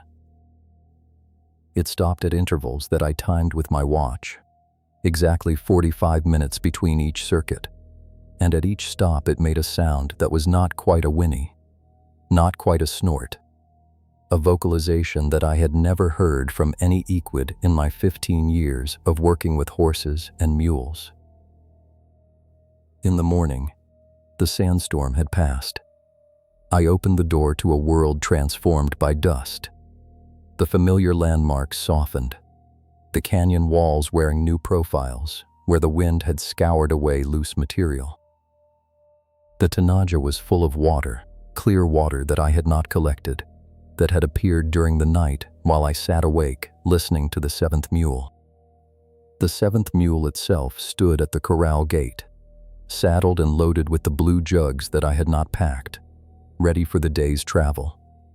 Indistinguishable from my acknowledged animals, except for the brand on its shoulder and the wear on its shoes, and the general appearance of age that suggested it had been working longer than the others. Much longer. Perhaps for decades. I counted again. 7 mules in the corral. I needed to make a decision. I could acknowledge the 7th mule, accept it as part of my string, load my samples onto it, and ride out with a train of 7. Or I could reject it, drive it away, refuse to include it in my inventory, and continue with the 6 mules I had checked out from the corral on March 12th. Dell's rule said to pretend to miscount, to never acknowledge the addition. But Dell had also said the canyon adds things, which implied that the addition was real, that the 7th mule was not a hallucination or a mistake, but an actual animal carrying actual water in a drought year, where water was the difference between completing my assignment and dying of dehydration. I chose to use the water. This was the first compromise, the first crack in my professional pride that had always maintained exactitude, the inventory balance, the count that matched the log.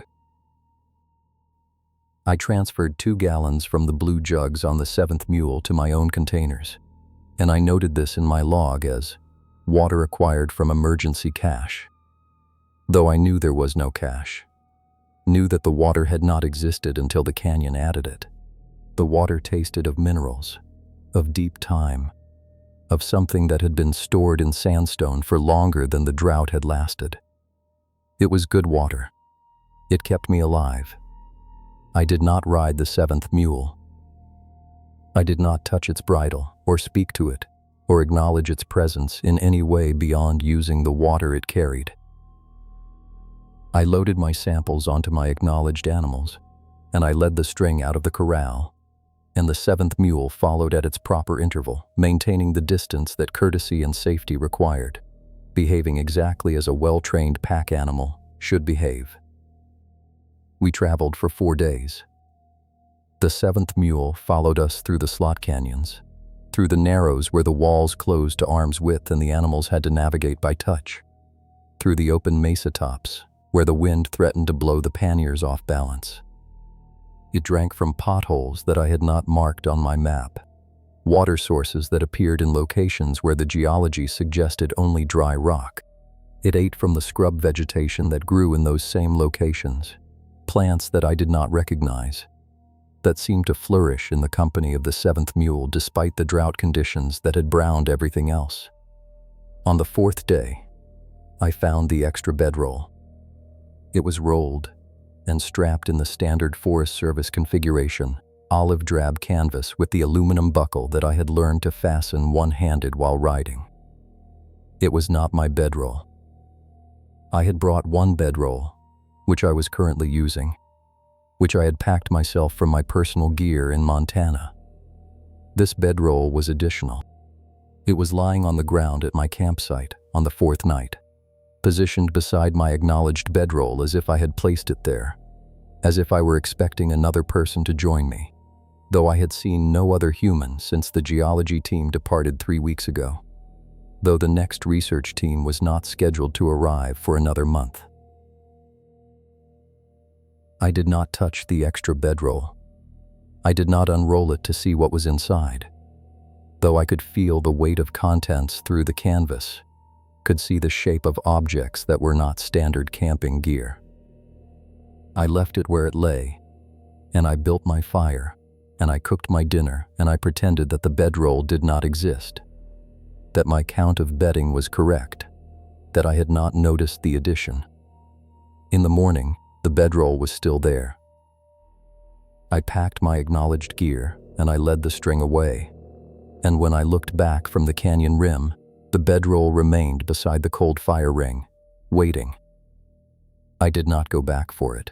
I continued my circuit, completing the sample collection that was my primary duty, checking the remote monitoring stations that the geology team had installed in the side canyons, maintaining the pretense of normal operations despite the count that continued to come up wrong at every tally.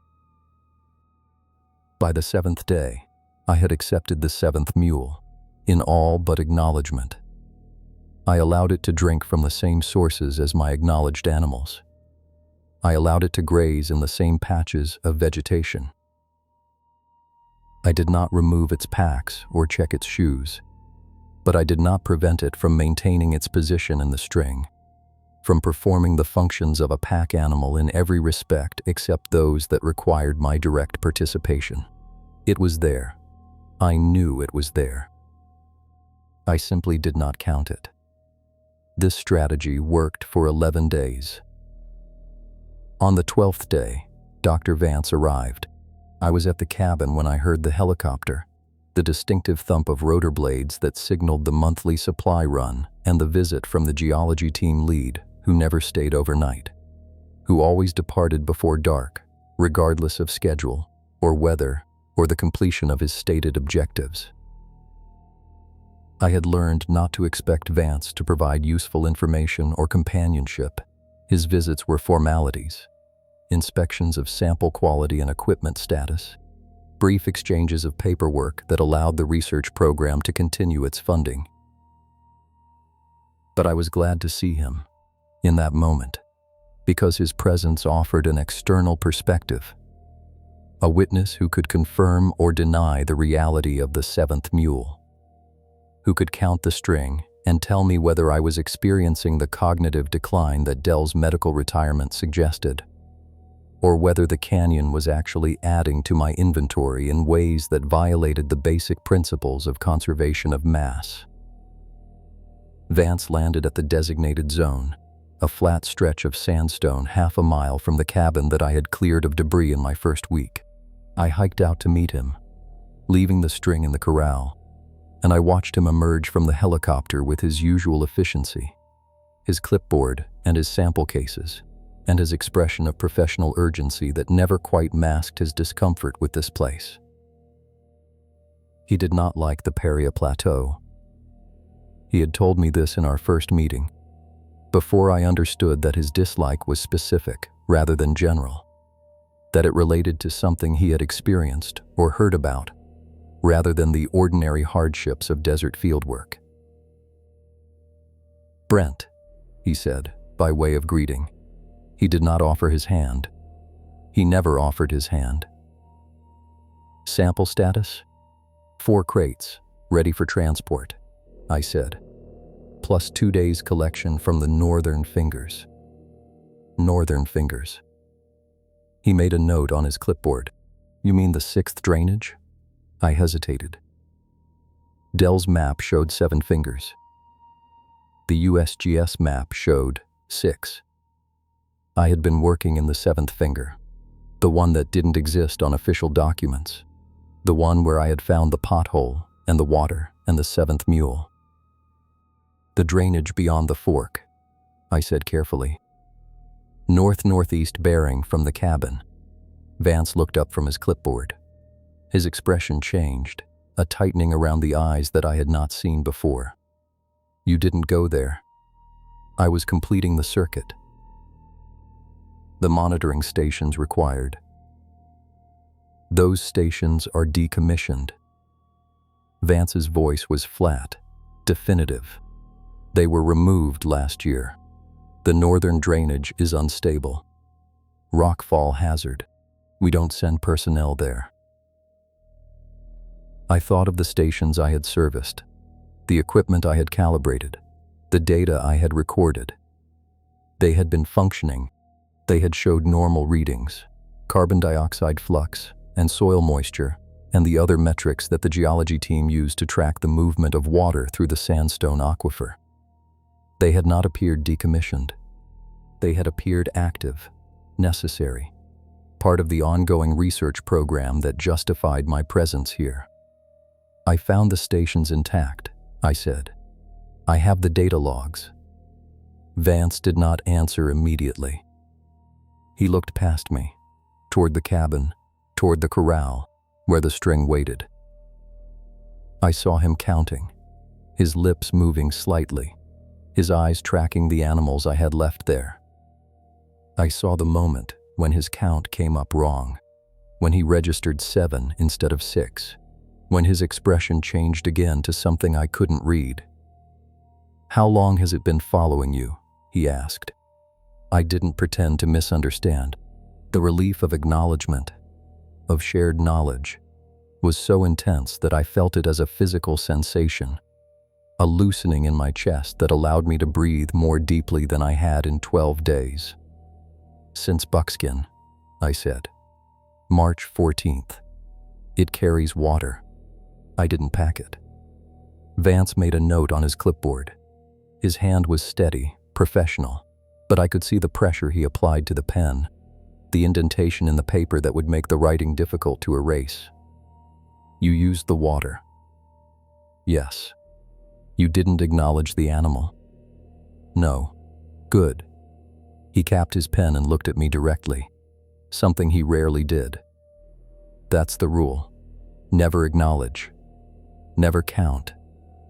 But you can use what it carries. The canyon provides." That's what Dell said. That's what they all say. Dell told me to pretend to miscount. Dell lasted 4 years. Vance's voice was without inflection, a statement of fact rather than praise. Most packers last 1 season, 2 if they're stubborn. The canyon adds things, and the things it adds become necessary. That's the trap. You start with water, maybe extra food. Then, it's equipment, tools, things you need but didn't bring. Eventually it's company, people, and once you acknowledge them, once you count them as real, you can't lose them without losing what came before.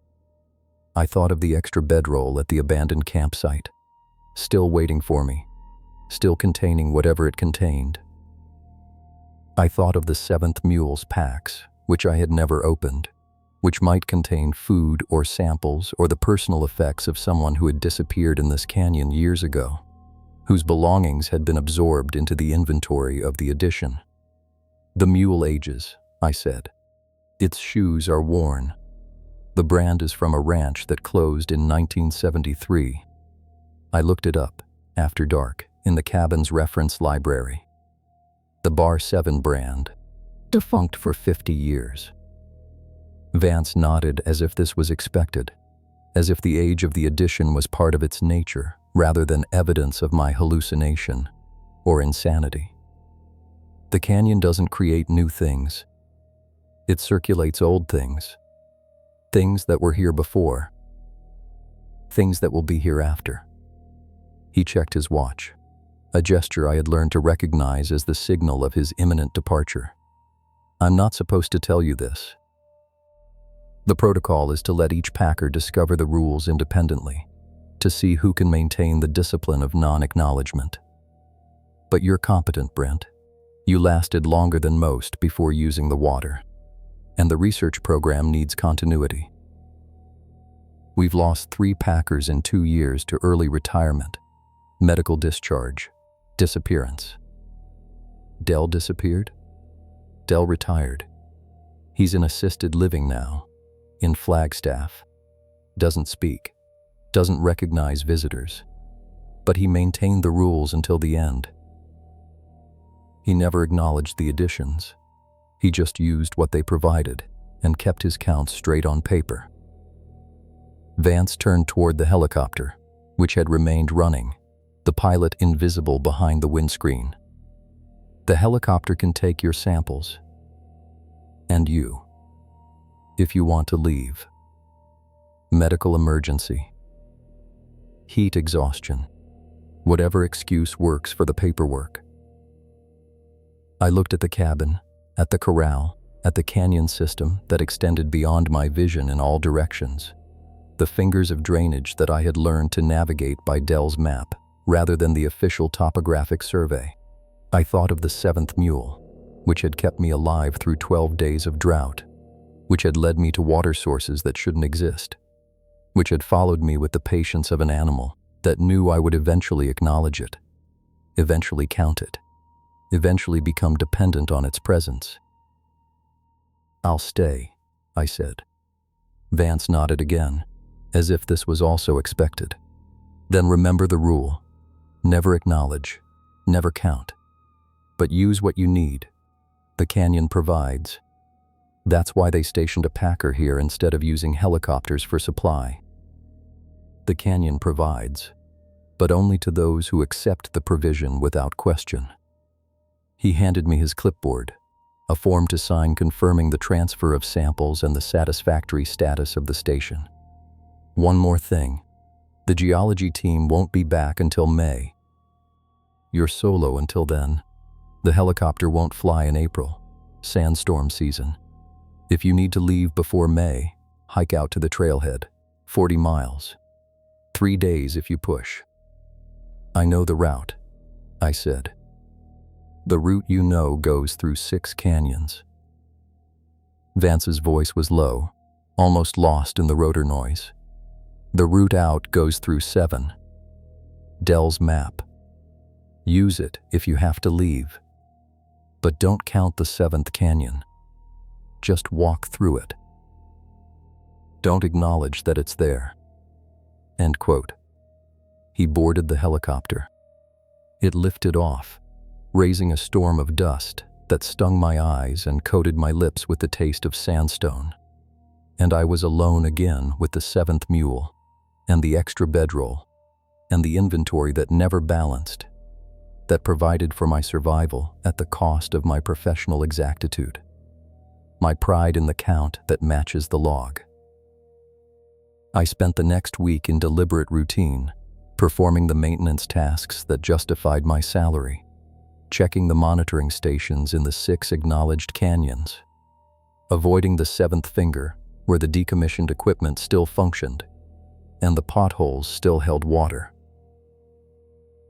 I did not approach the 7th mule, but I allowed it to follow me, to maintain its position in the string, to drink from the tanaja that remained full despite my daily use and the absence of rain. I ate from my own supplies, refusing the food that might have been in the 7th mule's packs, maintaining the boundary between use and acknowledgement that I had established with the water. On the 20th day of March, I found the rock hammer. It was lying on the table in the cabin, where I had not placed it, where I would have remembered placing it because I did not own a rock hammer, because the geology team carried their own tools and did not leave them behind. This hammer was old. The wooden handle was worn smooth by hands that were not mine, by decades of use that had shaped the grip to a configuration that didn't match my palm. The head was stamped with a manufacturer's mark that I didn't recognize, a company name that didn't appear in the reference materials I consulted after dark, by lamplight, while the 7th mule moved around outside and the tanaja filled itself with water that I had not collected. I did not touch the rock hammer. I left it on the table, and I went about my evening routine, building the fire, cooking my dinner, writing my log with careful attention to the maintenance of normalcy, the pretense that the hammer was not there, that my inventory of tools remained unchanged, that I had not noticed the addition. In the morning, the hammer was still there, I worked around it, clearing the table for my breakfast preparation, treating it as an object of no significance, a piece of debris that had somehow entered the cabin without my knowledge and would eventually disappear as mysteriously as it had arrived. It did not disappear. On the 21st day, I found myself using it. I don't remember making the decision. I needed to break apart a sample of conglomerate that I had collected from the 6th Canyon, a rock that was too large to transport whole, but contained fossilized shells that Vance had specifically requested. I had a hammer in my acknowledged toolkit, a standard claw hammer from the hardware store in Kanab, adequate for most purposes but not designed for geological work. The rock hammer was designed for this. It was the right tool for the job. I picked it up, and I used it, and the sample broke along the plane I needed, revealing the fossils in perfect preservation. And I did not acknowledge that I had used an extra tool, that the hammer had become necessary, that my avoidance of acknowledgement had failed in the face of practical requirement. After that, I used the hammer regularly.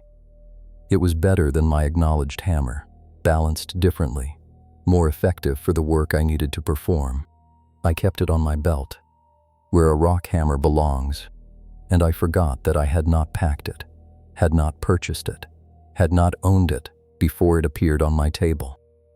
I used it, and the 7th mule followed me, and the Tanaja remained full, and my survival continued on terms that I no longer fully controlled. On the 25th day of March, I found the photograph. It was in the pocket of the extra bedroll, which I had finally retrieved from the abandoned campsite, which I had brought back to the cabin and stored in the corner without unrolling, without acknowledging as part of my inventory. The photograph was old, sepia-toned, showing a group of men in front of a wooden structure that I didn't recognize. The structure resembled the cabin, but it was made of logs rather than adobe, located in a setting that might have been the Paria Plateau a century ago, before the research station, before the geology teams, before the National Park Service. The men wore clothing from the 1930s, the era of the Civilian Conservation Corps, the era when the first systematic mapping of this region had occurred. I recognized one of the men. It was Dell, or a man who looked exactly like Dell, wearing the same expression of wary competence that I had seen in my 3 days of handover. But this Dell was young, in his 20s perhaps, and the photograph was dated 1934 in the corner, written in faded ink. Dell had not been born in 1934. Dell was in his 60s when I met him, which would place his birth in the 1960s, which would make his appearance in a 1934 photograph impossible. I studied the photograph for longer than I should have. I looked for evidence of manipulation, for signs that it was a modern reproduction designed to appear antique, for the visual cues that would indicate fabrication. I found none. The paper was aged, brittle, stained with the kind of water damage that comes from decades of storage in variable humidity. The image was sharp, captured by a camera that produced the specific grain pattern of large format film from the early 20th century. It was real. It was old. It showed Dell in 1934, standing in front of a cabin that had not yet been built, holding a rock hammer that looked exactly like the one I now carried on my belt. I put the photograph back in the bedroll. I did not acknowledge it. I did not count it as part of my inventory of knowledge, my understanding of the situation I was in, but I could not forget it. I could not unsee Dell's young face, his confident posture, his presence in a time before his birth. The canyon adds things, I reminded myself. It circulates old things, things that were here before, things that will be here after. On the 30th day of March, the 7th mule aged visibly. I noticed it in the morning, when I led the string out for a routine check of the water sources in the 3rd canyon. The mule that had followed me for 16 days, that had carried water and maintained its position with perfect discipline, had changed overnight. Its coat was duller, rougher, the shine of health replaced by the matte finish of advanced age. Its eyes were clouded with cataracts that had not been present the day before. Its gait was stiff, arthritic, the movement of an animal that had worked for decades rather than weeks. I checked its shoes. They were worn to a legal thinness, the metal polished to transparency by miles of travel that I had not witnessed, by years of work that had not occurred during my assignment. The brand on its shoulder, the bar 7 symbol that I had researched, had faded almost to invisibility, the scar tissue aged and weathered, as if exposed to decades of sun and wind. I should have been relieved. An aging mule is a failing mule. It would eventually die, or become unable to work, and then I would be free of the addition, free to return to my acknowledged inventory of 6 animals, free to pretend that the 7th had never existed. But I felt something else, something that I didn't acknowledge until later, until I understood the full nature of the trap I was in. I felt grief. I felt the impending loss of something that had become necessary, something that I had refused to count but had come to depend upon, something that was leaving me as mysteriously as it had arrived. The 7th mule died on the 31st day of March. I found it in the corral in the morning, lying on its side, its breathing labored, its eyes fixed on something beyond the horizon. I did not approach it. I did not touch it. I watched from the cabin door as it exhaled for the last time, as the movement of its ribs ceased, as the presence that had followed me for 17 days became a carcass that I would have to deal with, that I would have to remove from my inventory in some way that maintained the pretense of normalcy. I buried it in the 7th canyon. This required acknowledgement of a sort, a practical recognition that the animal existed sufficiently to require disposal. But I maintained the discipline of non-counting even as I dug the grave, even as I rolled the body into the depression, even as I covered it with the red sandstone that characterized this drainage. I did not say words over the grave. I did not mark it. I simply filled the hole and smoothed the surface, and walked back to the cabin with my acknowledged 6 mules following behind me. The tanaja was empty when I returned. The water that had sustained me for 17 days, that had appeared mysteriously and filled itself nightly, was gone. I checked the other sources, the acknowledged potholes in the 6 canyons where water should have collected, and found them dry, baked hard by the sun that had emerged after the sandstorm season, evaporated by the wind that now blew constantly from the west. I was out of water. I was out of the addition that had kept me alive.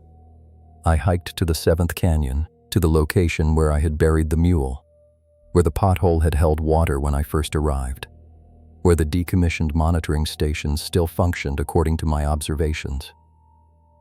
The canyon was dry. The pothole was empty.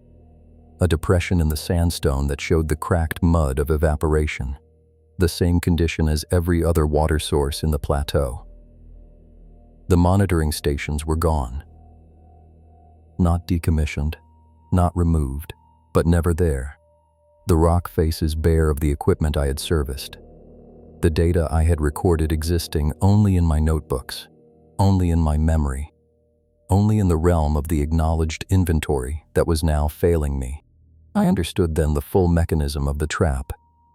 The addition had provided for me, had kept me alive through the drought, but it had also prevented me from maintaining my own resources, from conserving my own water, from preparing for the moment when the addition would be withdrawn. I had allowed the 7th mule to carry my survival, had used its water without building my own reserves, and now that it was gone, I faced the same conditions that would have killed me 17 days ago, but with the added complication of dependency, of adaptation to provision that was no longer available. I checked my acknowledged inventory. 6 mules, 4 with empty water jugs, 2 with the remaining gallon each. 3 days of hiking to the trailhead if I pushed, 40 miles through terrain that would slow the animals to a crawl. I could make it if I rationed carefully, if I didn't encounter delays, if the sandstorms didn't return early. I could survive without the addition, return to the world of official counts and matching logs, pretend that the 7th mule had never existed, that my experience of the past 17 days had been hallucination, or stress, or the cognitive decline that had claimed Dell. I packed that night, preparing for departure in the morning. I would hike out, follow the route that Vance had described, the 6 canyons that appeared on the USGS map, the official trail that avoided the 7th finger. I would leave the extra bedroll unrolled, the rock hammer unused, the photograph unseen. I would leave Dell's map in the drawer where I had found it, the warning unheeded, the rules unlearned. I would return to Montana, reclaim my outfitter license, resume the life I had left after the negligent citation, the spooked horses, the injured client who had been my fault because I had miscounted, because I had failed to notice the addition to my string until it was too late. In the morning, I led the 6 mules out of the corral, and I started down the trail to the trailhead. I walked for 3 hours, maintaining a pace that would cover the distance in the minimum time, rationing my water sips, focusing on the navigation that would take me through the 6 acknowledged canyons and out to the gravel road where I could flag a vehicle, where I could return to cellular service, where I could call for extraction and medical evaluation, and the end of this assignment that had cost me my professional pride and my grip on the basic principles of inventory management. At noon, I reached the fork where the 6th canyon met the main drainage. According to the USGS map, this was the final junction, the last decision point before the trail climbed out of the canyon system and crossed the mesa top to the trailhead. According to Dell's map, which I had not brought but could not forget, there was a 7th canyon beyond this point, a drainage that paralleled the official route and eventually converged with it, that offered an alternative path that was shorter but unacknowledged, that existed only in the unofficial documentation that the canyon provided. I took the official route. I climbed out of the 6th canyon and I followed the trail across the mesa top, and I walked for 6 hours without reaching the trailhead, without encountering any landmark I recognized, without finding the gravel road that should have been visible from miles away. The mesa extended infinitely, red sandstone and scrub vegetation, and the same formations repeating in patterns that I couldn't distinguish, that offered no navigation points, that seemed to shift when I looked away and looked back. At dusk, I made camp. I had consumed half my water, covered distance that should have brought me to the trailhead twice over, and found myself in a location that matched no map I had studied, no terrain I had explored in my 30 days at the station. I was lost, not temporarily disoriented, not merely off course, but fundamentally lost in a landscape that had changed around me, that had reorganized itself to prevent my escape, that was offering me the same choice it had offered Dell and every packer before him: acknowledge the 7th canyon, or wander until your resources expire. In the morning, I found the 7th canyon. It was not where Dell's map had shown it, not a parallel drainage to the official route, but a direct continuation of the trail I had been following. A canyon that opened where the mesa should have been flat, that descended where the topography should have risen, that violated the basic principles of hydrology and geology in its existence. I knew it was the 7th canyon because I counted 6 mules entering it, and I counted 7 mules when I stopped to check my string at the first water source, a pothole that held clear liquid despite the drought, despite the evaporation that should have emptied it weeks ago. The seventh mule was young again. Its coat shone with health. Its eyes were clear. Its shoes were new and tight, and stamped with the Bar 7 brand that had been defunct for 50 years. It carried water in the blue jugs with the cracked handles. Water that I needed. Water that would allow me to continue, to survive, to complete the journey that the official route had denied me. I did not acknowledge it. I did not count it. But I followed it, because the seventh mule led the way down a trail that I could not see, through narrows that opened only as I approached them, toward a destination that I could not identify but knew was necessary, was inevitable, was the only completion of the journey I had begun when I accepted this assignment and learned Dell's rule and allowed the canyon to add to my inventory. We walked for 3 days. The seventh canyon extended beyond any measurement, any proportion that the Paria Plateau could contain. It branched and rejoined in patterns that I couldn't follow, that existed in dimensions beyond the two-dimensional map, that required the third and fourth dimensions of height and time to navigate. The seventh mule carried water that I used, that kept me alive, that I did not count as part of my acknowledged resources. The other 6 mules followed, their heads down, their pace steady, their presence becoming less distinct as we progressed, becoming shadows of themselves, becoming memories of animals rather than animals themselves. On the 3rd day, we emerged, not at the trailhead, not at any location I recognized, but at a research station that resembled my cabin, that occupied the same coordinates according to my GPS device, that was and was not the place I had left. The corral held 6 mules, well-fed, well-watered, saddled and loaded with samples that I had collected, that I remembered collecting, that existed in my acknowledged inventory. The cabin was clean, maintained, supplied with food and water and equipment that I had not packed, that I did not recognize, that matched no manifest in my records. I entered the cabin. The table was clear, except for a single photograph, modern this time, printed on glossy paper rather than sepia-toned film. It showed me, standing in front of the cabin, wearing clothing I didn't own, smiling with an expression that I didn't recognize as my own. Behind me, in the corral, stood 7 mules, and beside me stood a man in a geology team uniform, and the date stamp on the photograph read March 15th, 2024. 3 weeks from my current date. 3 weeks into a future that had already occurred, that was occurring, that would occur regardless of my acknowledgement. There was a note beneath the photograph, in handwriting I didn't recognize, in a voice that I could almost hear speaking the words. "Welcome back, Brent. The canyon provides. Your replacement arrives tomorrow. Remember the rule." I sat at the table.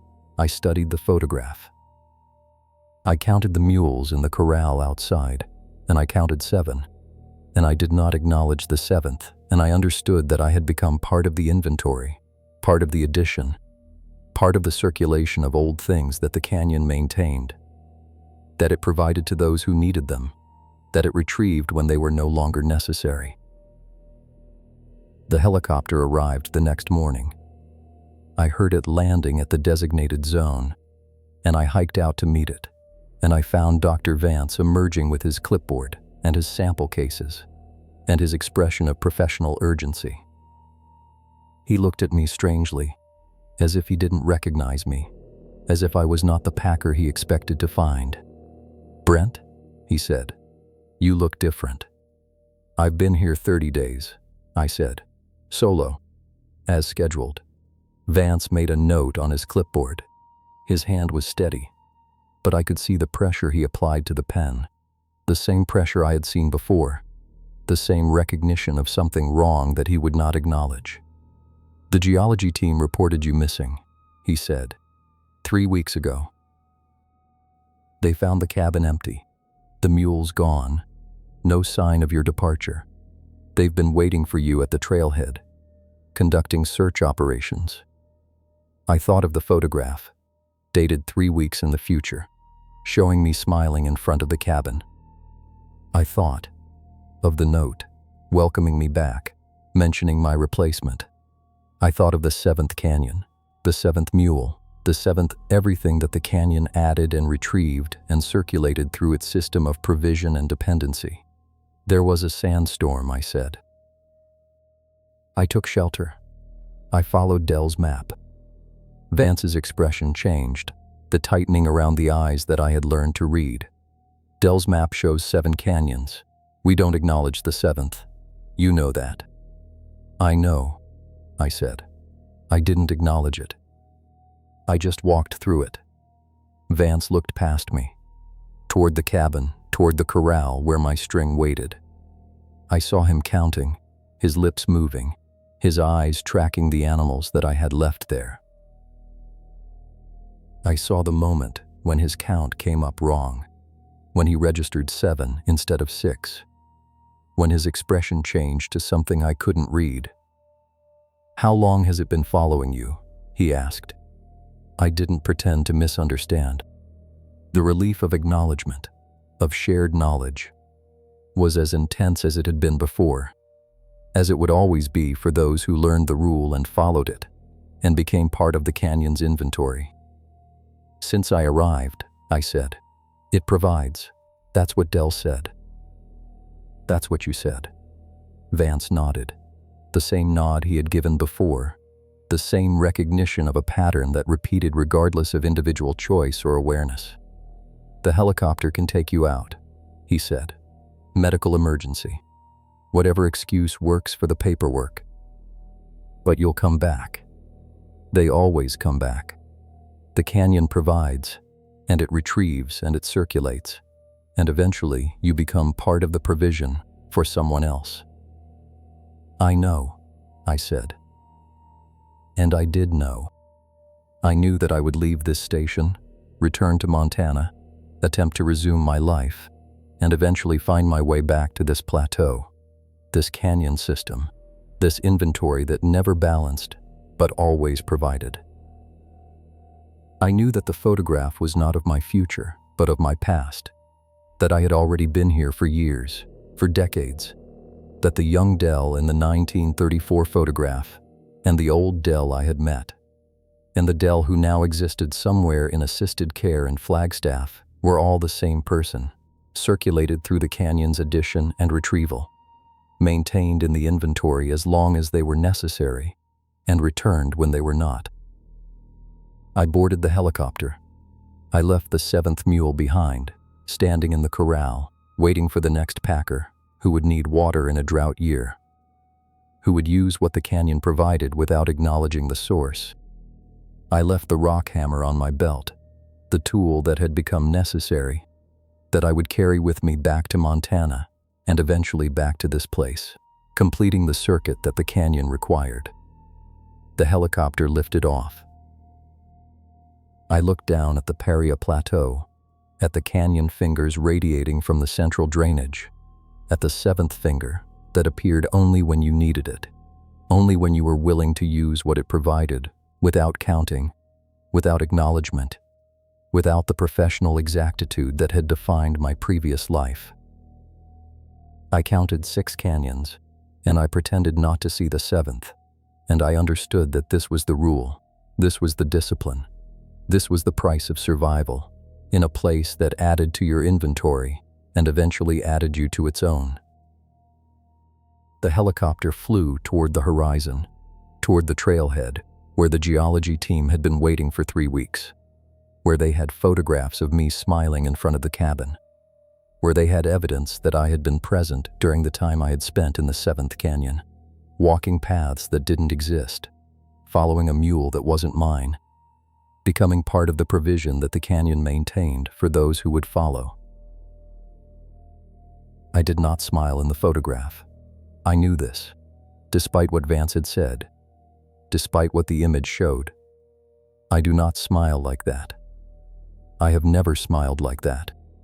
The man in the photograph was me and was not me, was the addition and the acknowledgement and the inventory item that the canyon circulated through its system, that it provided and retrieved and maintained for as long as necessary. I would learn to smile like that. I would learn to be the provision, the extra item in someone else's count, the resource that kept them alive without their acknowledgement. I would learn to follow the rule that Dell had learned, that Vance knew, that every packer who lasted more than one season eventually understood.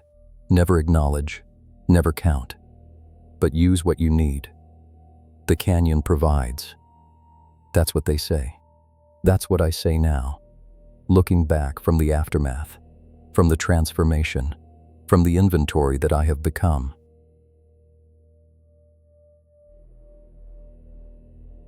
The platform was warming beneath my boots, and I had 23 seconds to decide whether the deflection reading I was taking on structure 184 mattered more than my life. This was not hyperbole. This was the calculation I had learned to make in my 6 weeks on the Okefenokee route, the mathematics of survival that had replaced the structural engineering principles I had practiced for 20 years before the bridge collapse in Minnesota, before the ice load that my design had calculated as adequate, but was not, before the 3 dead commuters, whose names I still knew by heart. I shifted my weight to my left foot, breaking the sustained pressure that triggered the response, and the warming stopped. The platform remained warm, warmer than the 98-degree air that surrounded me, but it stopped getting warmer. I stepped back, checked my watch, noted the time in my logbook, 11:37 in the morning, August 14th. I would not be completing the deflection measurement on structure 184 today. I had transferred to the wetlands from the desert southwest specifically to avoid this kind of decision. In Arizona, I had developed a tremor in my hands, a fine motor shake that made climbing inspections unsafe, that threatened my certification and my livelihood. I had requested the Okefenokee assignment because it was flat, because the structures were low, because the work required standing rather than climbing, measuring rather than manipulating. I had wanted stability. I had wanted ground that did not shift, air that did not thin, challenges that were technical rather than physical. I had not understood that flatness could be its own danger, that stability could be a mask for movement too slow to perceive, that the wetlands had their own form of predation. My predecessor had understood.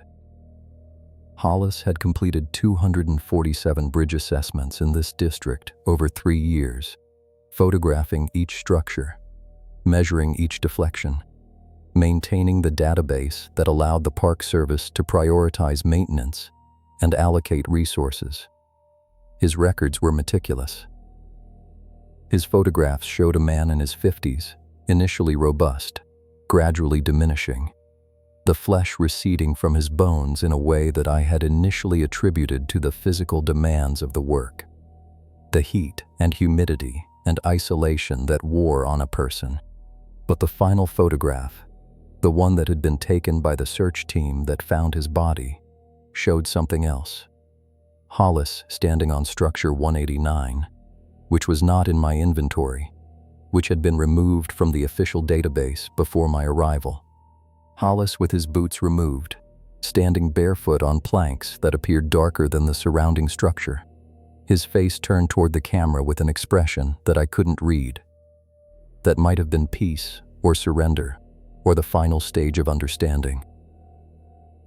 Hollis had died 3 miles from the nearest trail, in a location that required him to walk through deep swamp with no apparent purpose, no equipment, no destination that made sense. His body was desiccated, dried and mummified despite the environment, despite the 100% humidity, despite the standing water that surrounded him. The medical examiner had noted peat fibers in his lungs, as if he had been breathing the swamp itself, as if his respiratory system had become a filter for the organic matter that accumulated in the deep peat.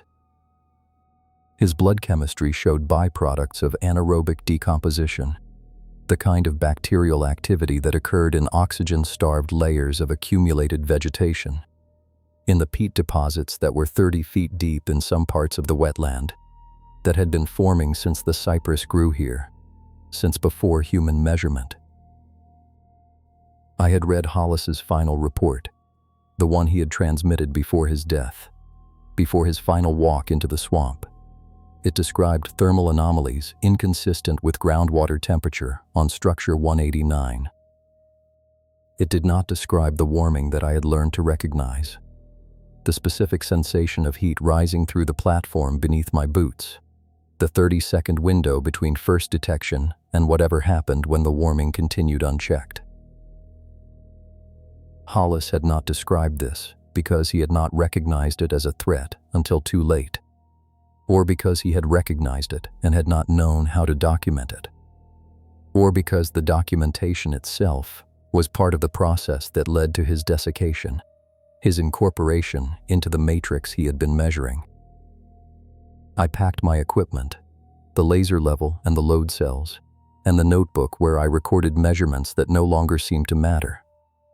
Structure 184 was a corduroy puncheon, a low bridge of logs laid perpendicular to the direction of travel, designed to elevate the trail above seasonal water levels.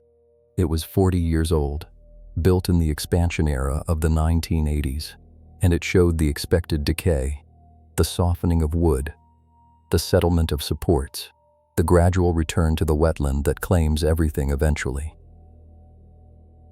I had been standing on it for 11 minutes when the warming began, long enough to set up my equipment, long enough to take my initial readings, long enough to trigger whatever mechanism responded to sustained pressure. I walked back to my boat, a flat-bottomed John boat, with a mud motor that allowed me to navigate the shallow channels, the prairie marsh ecotone, where the open water of the swamp met the bay trees and pitcher plant bogs. The boat was my refuge, the one place where I felt safe from the warming, because the boat moved, because I could not stand still on water, because the pressure of my weight was distributed and shifting, and never sustained long enough to trigger the response. I had learned this in my first week, when I had beached on a peat mat to eat lunch and had felt the mat begin to warm beneath my sitting weight, had stood up and watched the water fill my boot prints as if the mat was settling, as if it was rising to meet me, as if the swamp was learning my weight and my heat and my chemical signature. I navigated by dead reckoning, the channels shifting with the water levels, the markers I had placed in June now submerged or displaced by the growth of vegetation. The wetlands changed constantly, the floating peat mats drifting with the wind, the open water becoming meadow, becoming forest, becoming open water again in cycles that spanned years rather than seasons. I had thought this dynamism was the challenge of the work, the reason that structures failed and needed assessment, the justification for my presence here. Now I understood that the dynamism was the work, that my assessments were not measuring static structures, but participating in a process of exchange. My weight, and my heat, and my attention for the swamp's provision of passage, of platform, of the illusion of stable ground. My cabin was on concrete piers, 14 feet above the water level, accessible only by the boat or by a 20-mile paddle through channels that I did not know. I had chosen this isolation, requested it specifically, after the bridge collapse, after the investigation, after the settlement and the silence that followed. I wanted to be alone. I wanted to work without witnesses, to fail or succeed without consequence to anyone but myself. The cabin had no electricity, no running water, no connection to the world except the satellite phone that I used for weekly check-ins with District Maintenance Chief Okonkwo, who had assigned me Hollis's incomplete route without explanation, who had not mentioned the thermal anomalies, or the desiccation, or the peat fibers in the lungs of the man whose job I had taken. I reached the cabin at 4 in the afternoon. the heat of August still intense, the humidity making the air feel solid, resistant to breathing. I climbed the ladder to the door, the rungs that I had learned to navigate without looking, the muscle memory of return. Inside, the cabin was hot but safe. The wooden floorboards that showed wear patterns I had noticed on my first day, circular routes that suggested the previous occupant had paced constantly, had arranged the furniture to allow movement, had avoided sustained contact with any single point of the floor.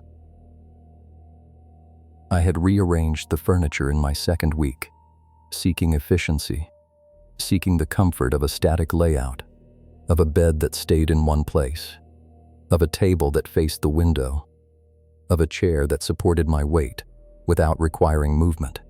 I had changed it back in my fourth week, after the first warming, after I understood that stillness was the trigger, that the cabin on piers was not immune, that the concrete that I thought separated me from the swamp was porous, was connected, was part of the same matrix that responded to pressure and heat and sustained attention.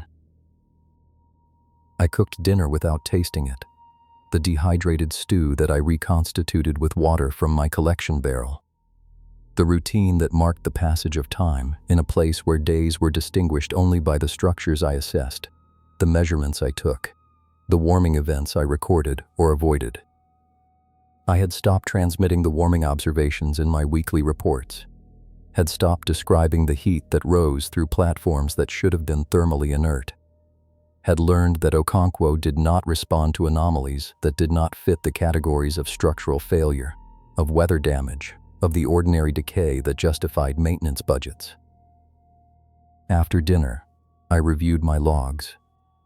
I had completed assessments on structures 180 through 188, all showing normal deflection, normal wear, normal thermal profiles. Structure 184 was incomplete, flagged for return when I could develop a protocol for measuring without standing still, without triggering the response. Structure 189 was not in my inventory, had been removed from the database, existed only in Hollis's final report and the photograph that showed him barefoot, his boots arranged neatly beside him on the planks, as if he had removed them deliberately, as if he wanted direct contact with the warmed surface. I had found Hollis's inspection notes in the cabin's storage chest, beneath the spare batteries and the first aid kit that I had never used.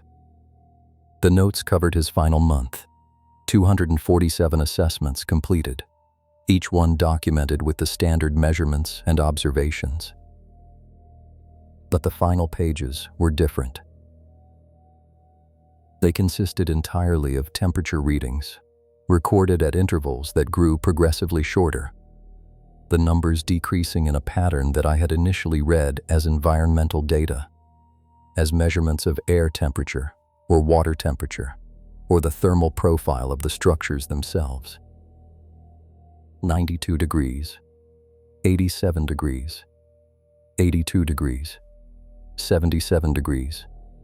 The readings continued for 3 pages, ending at 68 degrees, then stopping. Hollis had been documenting his own cooling. He had been measuring the temperature of his body, or the temperature of the air immediately surrounding his body, as he sat in this cabin and waited for whatever came next. I had not shown these notes to Okonkwo. I had not mentioned them in my weekly reports.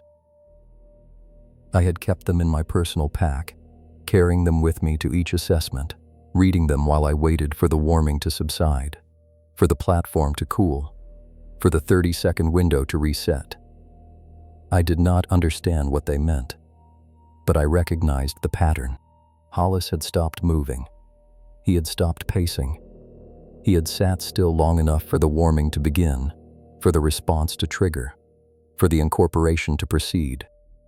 And he had measured it, the way he had measured everything, the way I measured everything.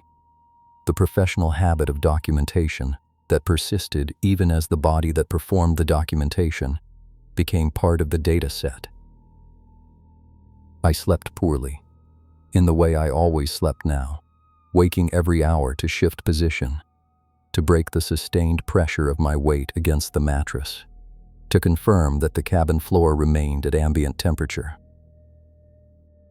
I dreamed of bridges, the suspension structures I had designed in my previous life, the calculations of load and wind and resonance that had seemed so certain, so complete, so immune to the failure that had killed 3 people on an icy morning in Minnesota.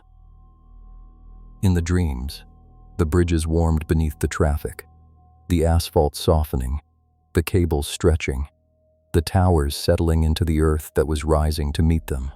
I woke from these dreams with my hands numb, gripping the edges of the mattress, holding myself above the surface that I feared would warm if I relaxed, if I surrendered to sleep, if I allowed sustained pressure to trigger the response. In the morning, I prepared for the day's work. I had decided to attempt Structure 184 again, to develop a protocol that would allow me to complete the assessment without standing still. I packed my equipment with extra batteries for the laser level, which I would need to use while moving, capturing readings in motion rather than from a fixed position. I prepared a rope harness that would allow me to suspend myself above the platform, distributing my weight through the suspension rather than through my feet, though I knew that the harness itself would create pressure points, would require adjustment, would not solve the fundamental problem of sustained contact. I navigated to Structure 184 by the route I had established, the channels that I had learned to read, the patterns of vegetation that indicated depth and current, and the stability of the peat beneath. The wetlands were beautiful in the morning light, the mist rising from the open water, the bay trees reflected in surfaces that were still enough to mirror. I had appreciated this beauty in my first weeks, had photographed it, had planned to send images to my daughter, who had stopped speaking to me after the bridge collapse, after the deposition, after she learned that I had signed off on calculations that I had known were marginal, that I had prioritized cost over safety, schedule over diligence. I had not sent the photographs. I had stopped appreciating the beauty. I had learned to see the wetlands as a single organism, a matrix of organic matter and water, and the bacteria that decomposed one into the other, that generated heat and methane and the conditions for whatever responded to my presence. Structure 184 appeared as I had left it, the corduroy logs weathered to silver, the handrails that had been added in the 1990s rusted at the joints but still functional. I approached it carefully, beaching my boat on the peat mat that served as approach, feeling the mat compress beneath my weight, feeling the water rise around my boots, confirming that the mat was floating, that it moved, that it did not provide the sustained pressure that triggered the response. I set up my equipment on the approach, the laser level on its tripod, the data logger, the notebook where I would record whatever readings I could capture. I attached the rope harness to the handrail posts, creating a sling that would support part of my weight while I moved across the structure. I tested the harness, shifting my weight, confirming that I could maintain motion while taking measurements, that I could break the sustained pressure that triggered the warming. I stepped onto the platform. The logs were warm, warmer than the air, warmer than they should have been after a night of cooling. But they were not warming. They were stable, holding the heat they had absorbed yesterday, radiating it back into the morning air. I began to move, pacing the length of the structure, capturing readings with the laser level, noting the deflection at each point, the settlement of the supports, the decay that was within normal parameters for a structure of this age and exposure. I completed the assessment in 14 minutes, moving constantly, never still for more than 3 seconds, the minimum interval I had established through trial and error. The warming did not begin. The platform remained stable, hot but not heating, passive rather than responsive. I recorded my final measurement, deflection of 2.1 inches under distributed load, with intolerance for continued service with monitoring. I stepped off the platform and onto the peat mat, and felt the mat compress and release, the rhythm of movement that kept me safe. I was packing my equipment when I heard the sound. It came from beneath the platform, from the water and peat that supported it, a sound like breathing, like the expansion of lungs, like the movement of air through passages that were not designed for respiration. I stopped moving. I listened. The sound continued, rhythmic, slow, matching my own breathing but delayed by half a cycle, as if something was inhaling when I exhaled, exhaling when I inhaled. The exchange of gases that I had measured in my previous life, the carbon dioxide and oxygen cycle that I had studied in my failed dissertation on atmospheric carbon sequestration. Before I left academia for engineering, before I left engineering for this inspection work, before I arrived at this swamp where the breathing was literal rather than metaphorical. I stepped back onto the platform. This was against my protocol, against the rules I had established for my own survival. But I needed to know, needed to confirm, needed to document whatever was happening beneath the structure I had just assessed. I stood still. I held my breath. I counted the seconds. 1, 2, 3, 4, 5.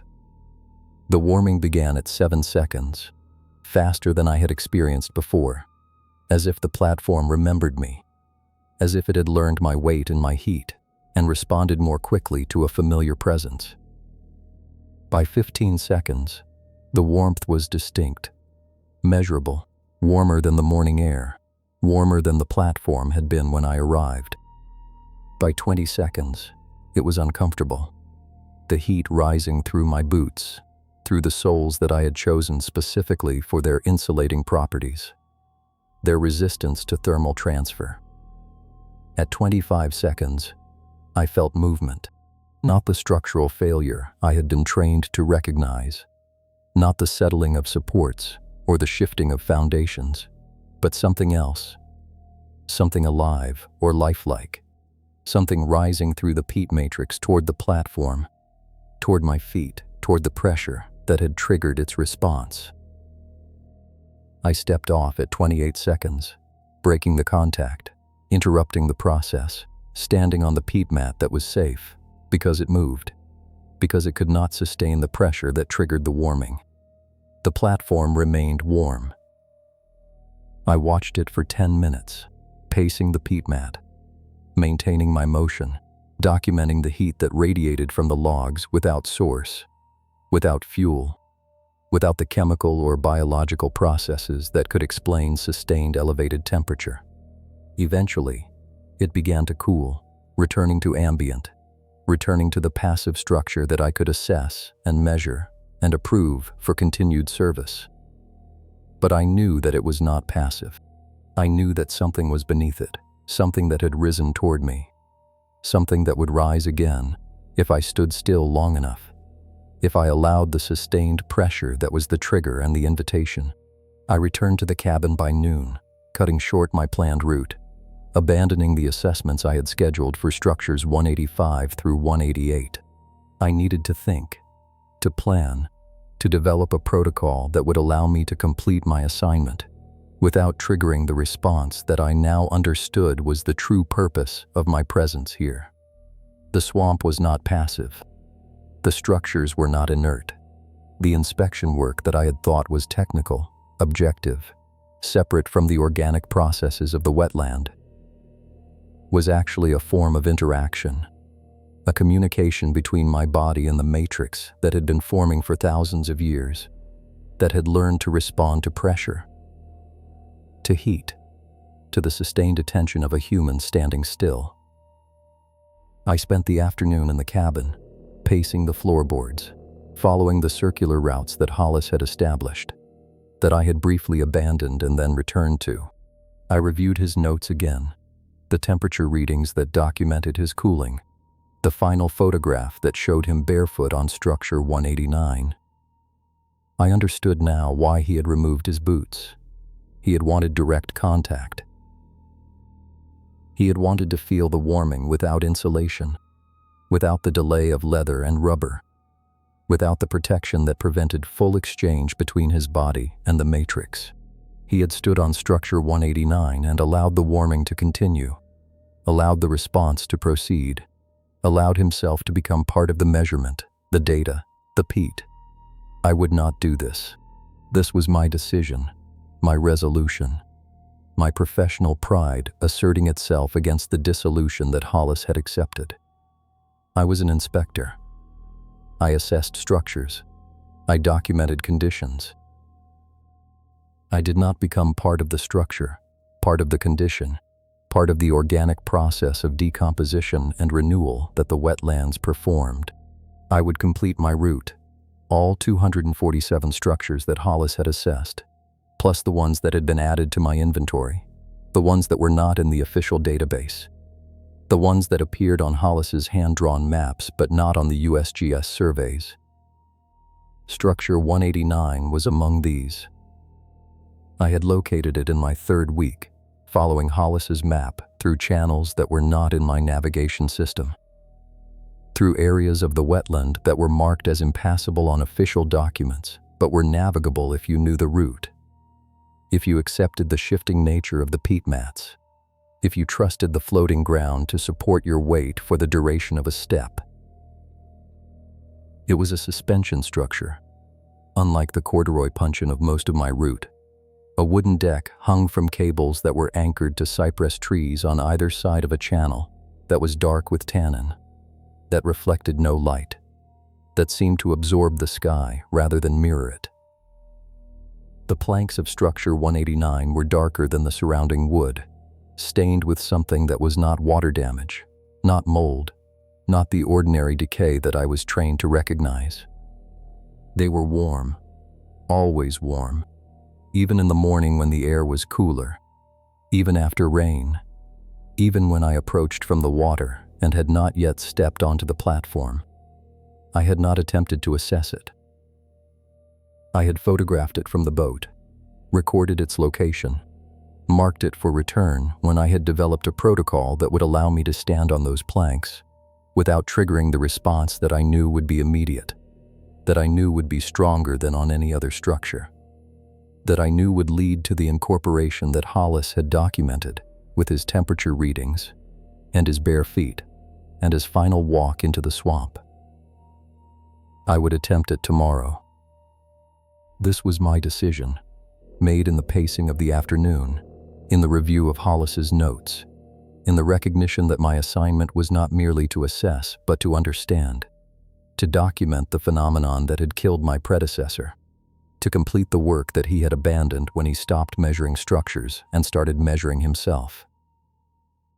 I would pace across structure 189, moving constantly, never still for more than 3 seconds, capturing the readings that would allow me to report its condition, its deflection, its status for continued service or decommissioning. I did not sleep that night. I prepared my equipment, charging batteries, checking calibrations, arranging the harness and the rope and the quick-release clips that would allow me to escape if the warming became too intense, if the movement beneath became too pronounced, if the 30-second window proved insufficient for the conditions of structure 189. I paced until midnight, then lay on my bunk and practiced the motion that I would maintain, the shifting of weight, the constant small movements that prevented sustained pressure, that kept the response from triggering. In the morning, I navigated to structure 189 by the route I had established, the channels that were not on official maps, the passage through the prairie marsh ecotone that required precise timing with the tide, though the wetlands were not tidal, though the water levels shifted with wind and rain rather than lunar cycle, though the concept of tide was inappropriate to this environment. I arrived at 10 in the morning, the heat already building, the humidity making the air feel like breathing through wet cloth. Structure 189 was as I had left it, the dark planks suspended over the black water, the cables that supported it humming slightly in the breeze that moved through the cypress canopy. I beached my boat on the peat mat that served as approach, feeling the mat warm beneath my weight, feeling the response that was faster here, more immediate, as if the entire area around structure 189 was sensitized, primed, ready to react to my presence. I set up my equipment on the approach, the laser level, the data logger, the notebook where I would record the readings that would complete Hollis's work, that would document the condition of the structure that he had assessed with his bare feet, and his temperature readings, and his final surrender to the process he had been measuring. I attached the harness to the cable anchors, creating a safety line that would allow me to retreat quickly if the warming became too intense. I stepped onto the platform. The planks were warm, warmer than I had experienced on any other structure, warm enough that I could feel the heat through my boots immediately, without the delay that I had learned to expect. I began to move, pacing the length of the structure, capturing readings with the laser level, counting my steps, maintaining the rhythm that kept me safe. 3 seconds on each foot, then shift, then step, then shift again. The platform was 40 feet long. At my pace, it would take me approximately 60 seconds to cross, to capture the measurements I needed, to step off the far end and complete the assessment. At 20 seconds, the warming increased. The planks were hot now, uncomfortable even through my boots, radiating heat that had no source in the morning sun, in the ambient temperature, in any physical process I could identify. I continued to move, maintaining my pace, refusing to accelerate, refusing to break the rhythm that was my protection. At 30 seconds, I felt the movement beneath, the rising that I had experienced at structure 184, but stronger, more immediate, as if the matrix beneath structure 189 was closer to the surface, more ready to respond, more hungry for the pressure that triggered its ascent. At 40 seconds, I was in the center of the platform, the point farthest from either shore, the point where retreat would take as long as advance, where commitment and reversal were equivalent. The warming was intense now, painful, the heat penetrating my boots, burning the soles of my feet in a way that I knew would blister, would damage, would require medical attention that was not available. That was 20 miles of paddling and then 40 miles of driving away. I continued to move, capturing the final readings, noting the deflection that was within tolerance, the condition that was serviceable, the structure that would remain in the database that I was completing, that Hollis had left unfinished. At 50 seconds, I reached the far end. I stepped off onto the peat mat, feeling the immediate cooling as the contact was broken, feeling the sweat that had accumulated on my body despite the heat, the physiological response to stress that I could not control. I looked back at structure 189, at the dark planks that remained warm, that retained the heat I had generated, that showed my boot prints in condensation that was already evaporating, already being absorbed, already becoming part of the matrix that had risen to meet me and was now settling back, returning to its depth, waiting for the next sustained pressure, the next invitation to ascend. I recorded my final measurement, deflection of 2.3 inches under my weight, within tolerance for continued service. I did not record the thermal profile, the movement beneath, the sensation of something rising that I had experienced in the center of the span.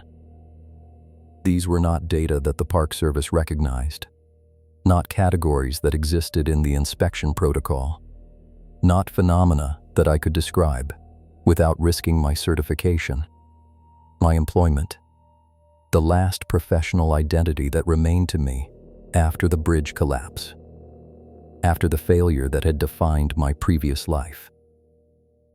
I packed my equipment and I navigated back to the cabin, following the route that I had established, the channels that were shifting even as I traveled them, the peat mats that were drifting with the wind, The wetland that was dynamic in ways that my engineering training had not prepared me to understand. I reached the cabin at 4 in the afternoon, the heat of August still intense, the humidity making the air feel like a physical presence, like the pressure that triggered the response, like the matrix rising to meet my weight.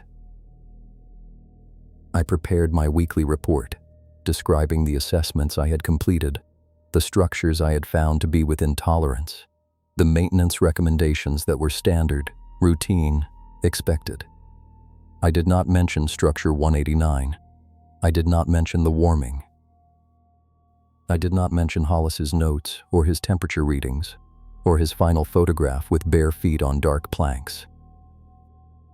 I transmitted the report via satellite phone, compressing my experience into the categories that Okonkwo would recognize, that the database would accept, that would allow me to continue my assignment, to complete the route, to maintain the illusion that I was assessing structures, rather than participating in a process of exchange with the wetland that was older than my profession, older than my species, older than the concept of assessment itself. Okonkwo responded with the standard acknowledgement, the confirmation that my reports had been received, the schedule for the next check-in, the routine that maintained the bureaucratic framework within which my actual work occurred. He did not mention Hollis. He did not mention the thermal anomalies, or the desiccation, or the peat fibers in the lungs of the man whose root I had inherited. He maintained the silence that allowed the work to continue, that allowed me to continue, that allowed the swamp to continue its process of incorporation, its slow digestion of the humans who stood still long enough to trigger its response. I spent the evening pacing the cabin, following the circular routes that Hollis had established, that I had learned to maintain, that kept me safe from the warming that I now understood could occur anywhere, on any surface, in any structure that was connected to the matrix beneath. The concrete piers that supported the cabin were not immune. I had felt them warm on nights when I sat too long at the table, when I forgot to move, when the fatigue of the day's assessments made me careless with the protocol that was my protection.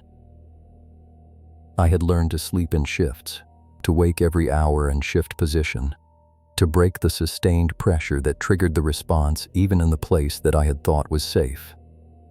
In the morning, I prepared to continue my route, to assess the structures that remained, to complete the inventory that Hollis had left unfinished.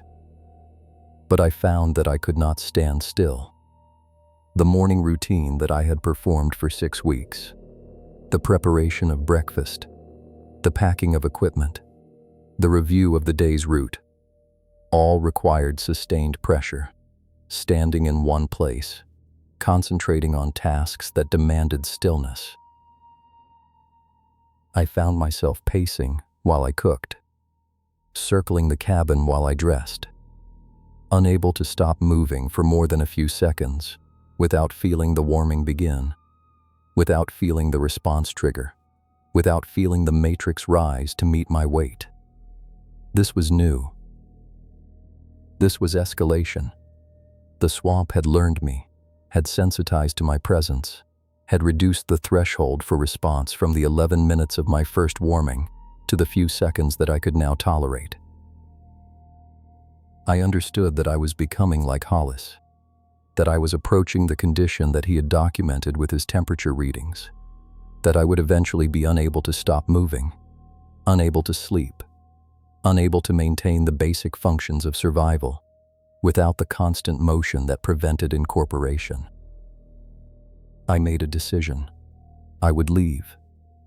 Not abandon my post, not request evacuation, but complete my assignment in a way that allowed me to survive, to return to the world beyond the wetland, to resume a life that did not require constant motion.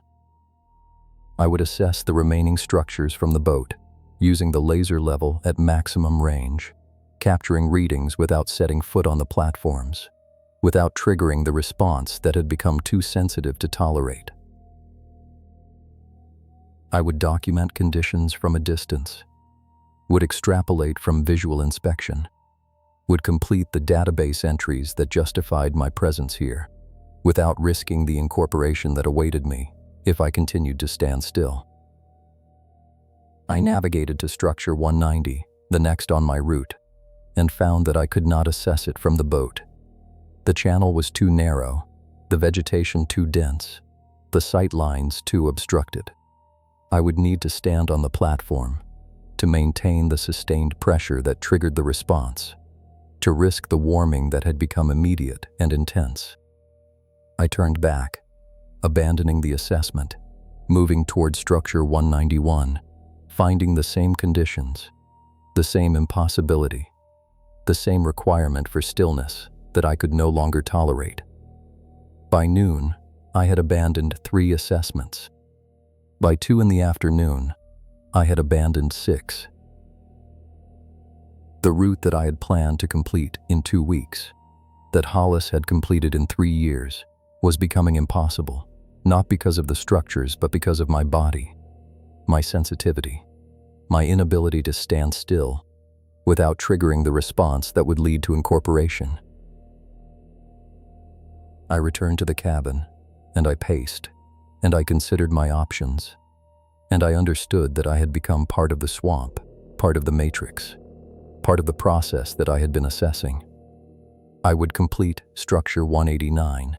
This was my decision, made in the pacing of the afternoon, in the recognition that my assignment was not merely to assess, but to understand, to experience, to become the data that I had been collecting. Hollis had stood barefoot on those planks, had allowed the warming to continue, had measured his own cooling as he became part of the matrix. I would do the same, but with intention, with documentation, with the professional discipline that had defined my previous life, that had failed me in Minnesota, that I would not allow to fail me here.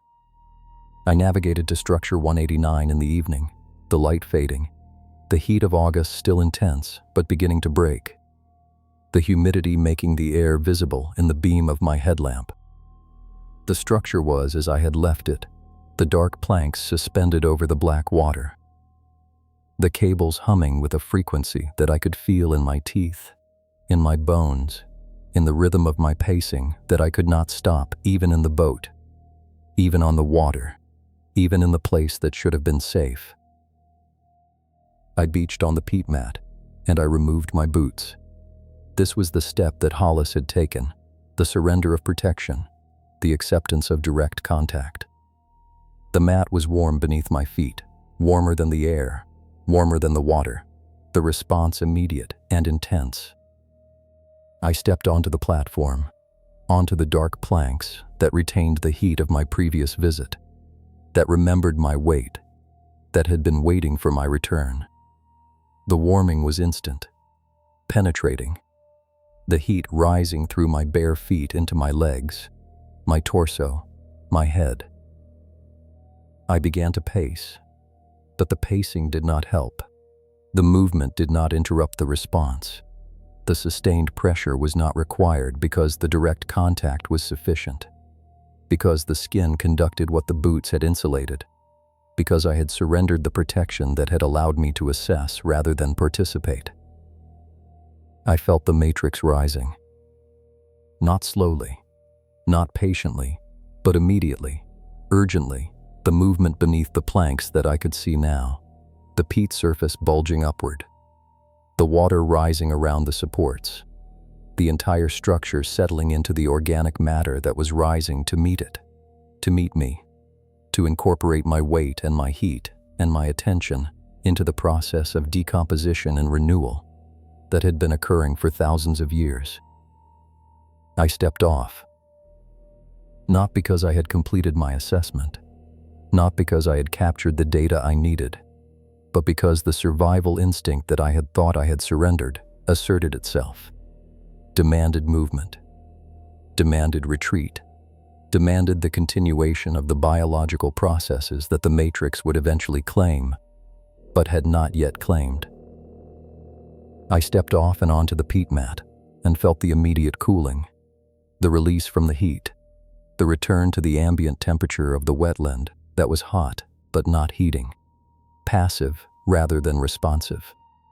I sat on the peat mat, my bare feet in the water that rose around me, and I watched Structure 189 settle into the matrix, the planks disappearing beneath the surface, the cables slackening as the cypress anchors gave way, the entire structure becoming part of the wetland, part of the inventory that was not of human construction but of human incorporation, the addition of my weight and my heat to the peat that would continue to form, to accumulate, to generate the conditions for whatever responded to sustained pressure, to direct contact, to the presence of a human who stood still long enough to be measured, to be documented, to be absorbed. I paddled back to the cabin in darkness, navigating by memory, by instinct, by the rhythm of movement that I could not stop, even when I reached the ladder, even when I climbed to the door, even when I entered the space that I had thought was safe.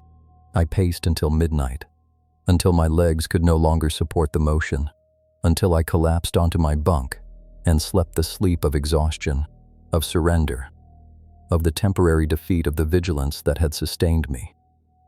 In the morning, I prepared to leave, not to complete my assignment, not to continue my route, but to abandon the post that had become impossible, the work that had become deadly, the wetland that had become my incorporator. I packed my equipment, my logs, the notes that Hollis had left, the photograph that showed him barefoot on planks that no longer existed, that had become part of the matrix, that were indistinguishable from the peat that surrounded them. I navigated to the trailhead, the 20-mile paddle that would take me to the gravel road, to the cellular service, to the world beyond the wetland. I paddled for 6 hours, maintaining the motion that kept me safe, that prevented the warming, that interrupted the response. I reached the trailhead at 4 in the afternoon, the boat grounding on the ramp that marked the boundary between the wilderness and the maintained, between the matrix and the separate, between the incorporation and the individual. I stepped onto the ramp and felt the concrete warm beneath my boots, not the ambient heat of August, not the thermal mass of the structure, but the specific warming that I had learned to recognize, the response that had followed me from the wetland, that had sensitized to my presence, that would continue to respond wherever I went, whatever surface I stood upon, whatever structure I occupied. The matrix was not confined to the Okefenokee. The peat was not the only medium. The process of incorporation that I had experienced was universal, fundamental, the basic condition of existence that I had failed to recognize in my previous life, in my engineering, in my calculations of load and deflection and thermal expansion. I walked to my vehicle, the truck that had been parked here for 6 weeks, that had accumulated the dust and pollen of August, that represented the connection to the world I had left and would now rejoin. I drove for 40 miles, maintaining the motion that I could no longer stop, one foot on the accelerator, then the other, shifting position constantly, breaking the sustained pressure that triggered the response even on the vehicle's floorboard, even on the seat that supported my weight, even on the steering wheel that I gripped with hands that trembled with the effort of constant movement. I reached the city, the buildings, the structures that I had designed and assessed and approved, the bridges that remained standing, the roads that remained passable, the civilization that continued without recognition of the matrix beneath. I found a hotel room, a space with a bed and a bathroom, and a floor that warmed beneath my feet if I stood still for more than a few seconds. I paced through the night, and in the morning I called the Park Service, requested medical leave, requested transfer to a district where the ground was mineral rather than organic, where the structures were anchored to bedrock rather than peat, where the warming did not occur. They granted the transfer. I was assigned to a desert district, the southwest that I had left, the flat terrain and stable footing that I had sought when I requested the Okefenokee assignment. I drove to my new post, my new cabin, my new route of structures to assess. I stepped onto the first platform, the concrete and steel that I had thought was immune, and felt the warming begin, the response trigger, the matrix rise to meet me. It was not peat here. It was sand, rock, the accumulated sediment of ancient seas that had dried and compressed and become the desert that I had thought was safe. But the process was the same. The sustained pressure triggered the response. The stillness allowed the incorporation. The matrix that I had encountered in the wetland was not local, not specific to the Okefenokee, but universal, present wherever organic matter accumulated, wherever decomposition generated heat, wherever the pressure of human weight invited the rising, the meeting, the exchange. I pace through my days now, constantly moving, unable to stand still for more than a few seconds without feeling the warming begin. I have completed assessments on 247 structures in my new district, documenting the deflection, the condition, the serviceability of platforms that warm beneath my feet, that remember my weight, that rise to meet me when I pause. I have not reported this phenomenon. I have not described the response that follows me from structure to structure, district to district, the sensitivity that has increased until I can feel the matrix rising through concrete, through steel, through any medium that connects to the accumulated organic matter of the planet. I am becoming Hollis. I am becoming the data that I collect, the measurement that I record, the incorporation that I document without acknowledging. My reports describe thermal anomalies inconsistent with groundwater temperature, with ambient conditions, with the physical processes that should govern structural behavior. My photographs show increasingly gaunt physique, diminishing flesh, the receding of substance into the matrix that claims everything eventually. I will complete my assessment of Structure 189. This is the decision I have made, the commitment that I have formed, the professional pride that asserts itself against the dissolution that awaits. I will return to the Okefenokee, navigate to the location where the structure settled into the peat, stand on the surface that has absorbed the planks and the cables and the memory of my previous visit. I will remove my boots, and I will stand still, and I will allow the warming to continue, allow the response to proceed, allow the matrix to rise and meet me and incorporate me into the data set that I have been collecting. But not yet. First, I will pace through my remaining assignments, my remaining days, my remaining motions that prevent the sustained pressure that triggers the incorporation. I will document the conditions of the structures that I can assess, that I can measure, that I can approve for continued service or decommissioning. I will maintain the professional discipline that has defined my life, that failed me in Minnesota, that I will not allow to fail me here, in this final assignment, this ultimate assessment. The warming begins whenever I pause. The matrix rises whenever I stand still. I have learned to live with this, to function within the constraint of constant motion, to accept that my life has become a pacing, a circling, a refusal of the stillness that invites incorporation.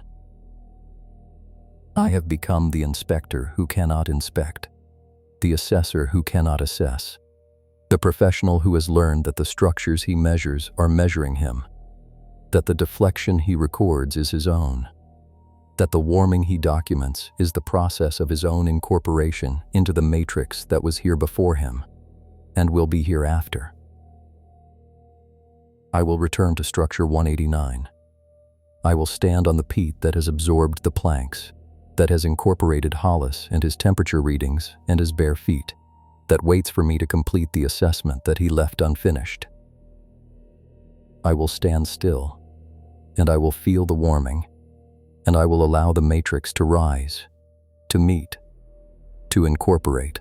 and I will document this, measure this, record the deflection of my own structure under the load of my own weight, the condition of my own serviceability, the status of my own continued existence within the parameters of tolerance, within the range of acceptance, within the matrix that provides the illusion of separate structures, separate individuals, separate lives, while performing the continuous process of incorporation, of digestion, of renewal that has no beginning and no end, that simply continues as I will continue, as the data continues, as the warming continues beneath my boots that I will remove, my feet that I will bear, my weight that I will sustain until the response is complete and I am part of the measurement, part of the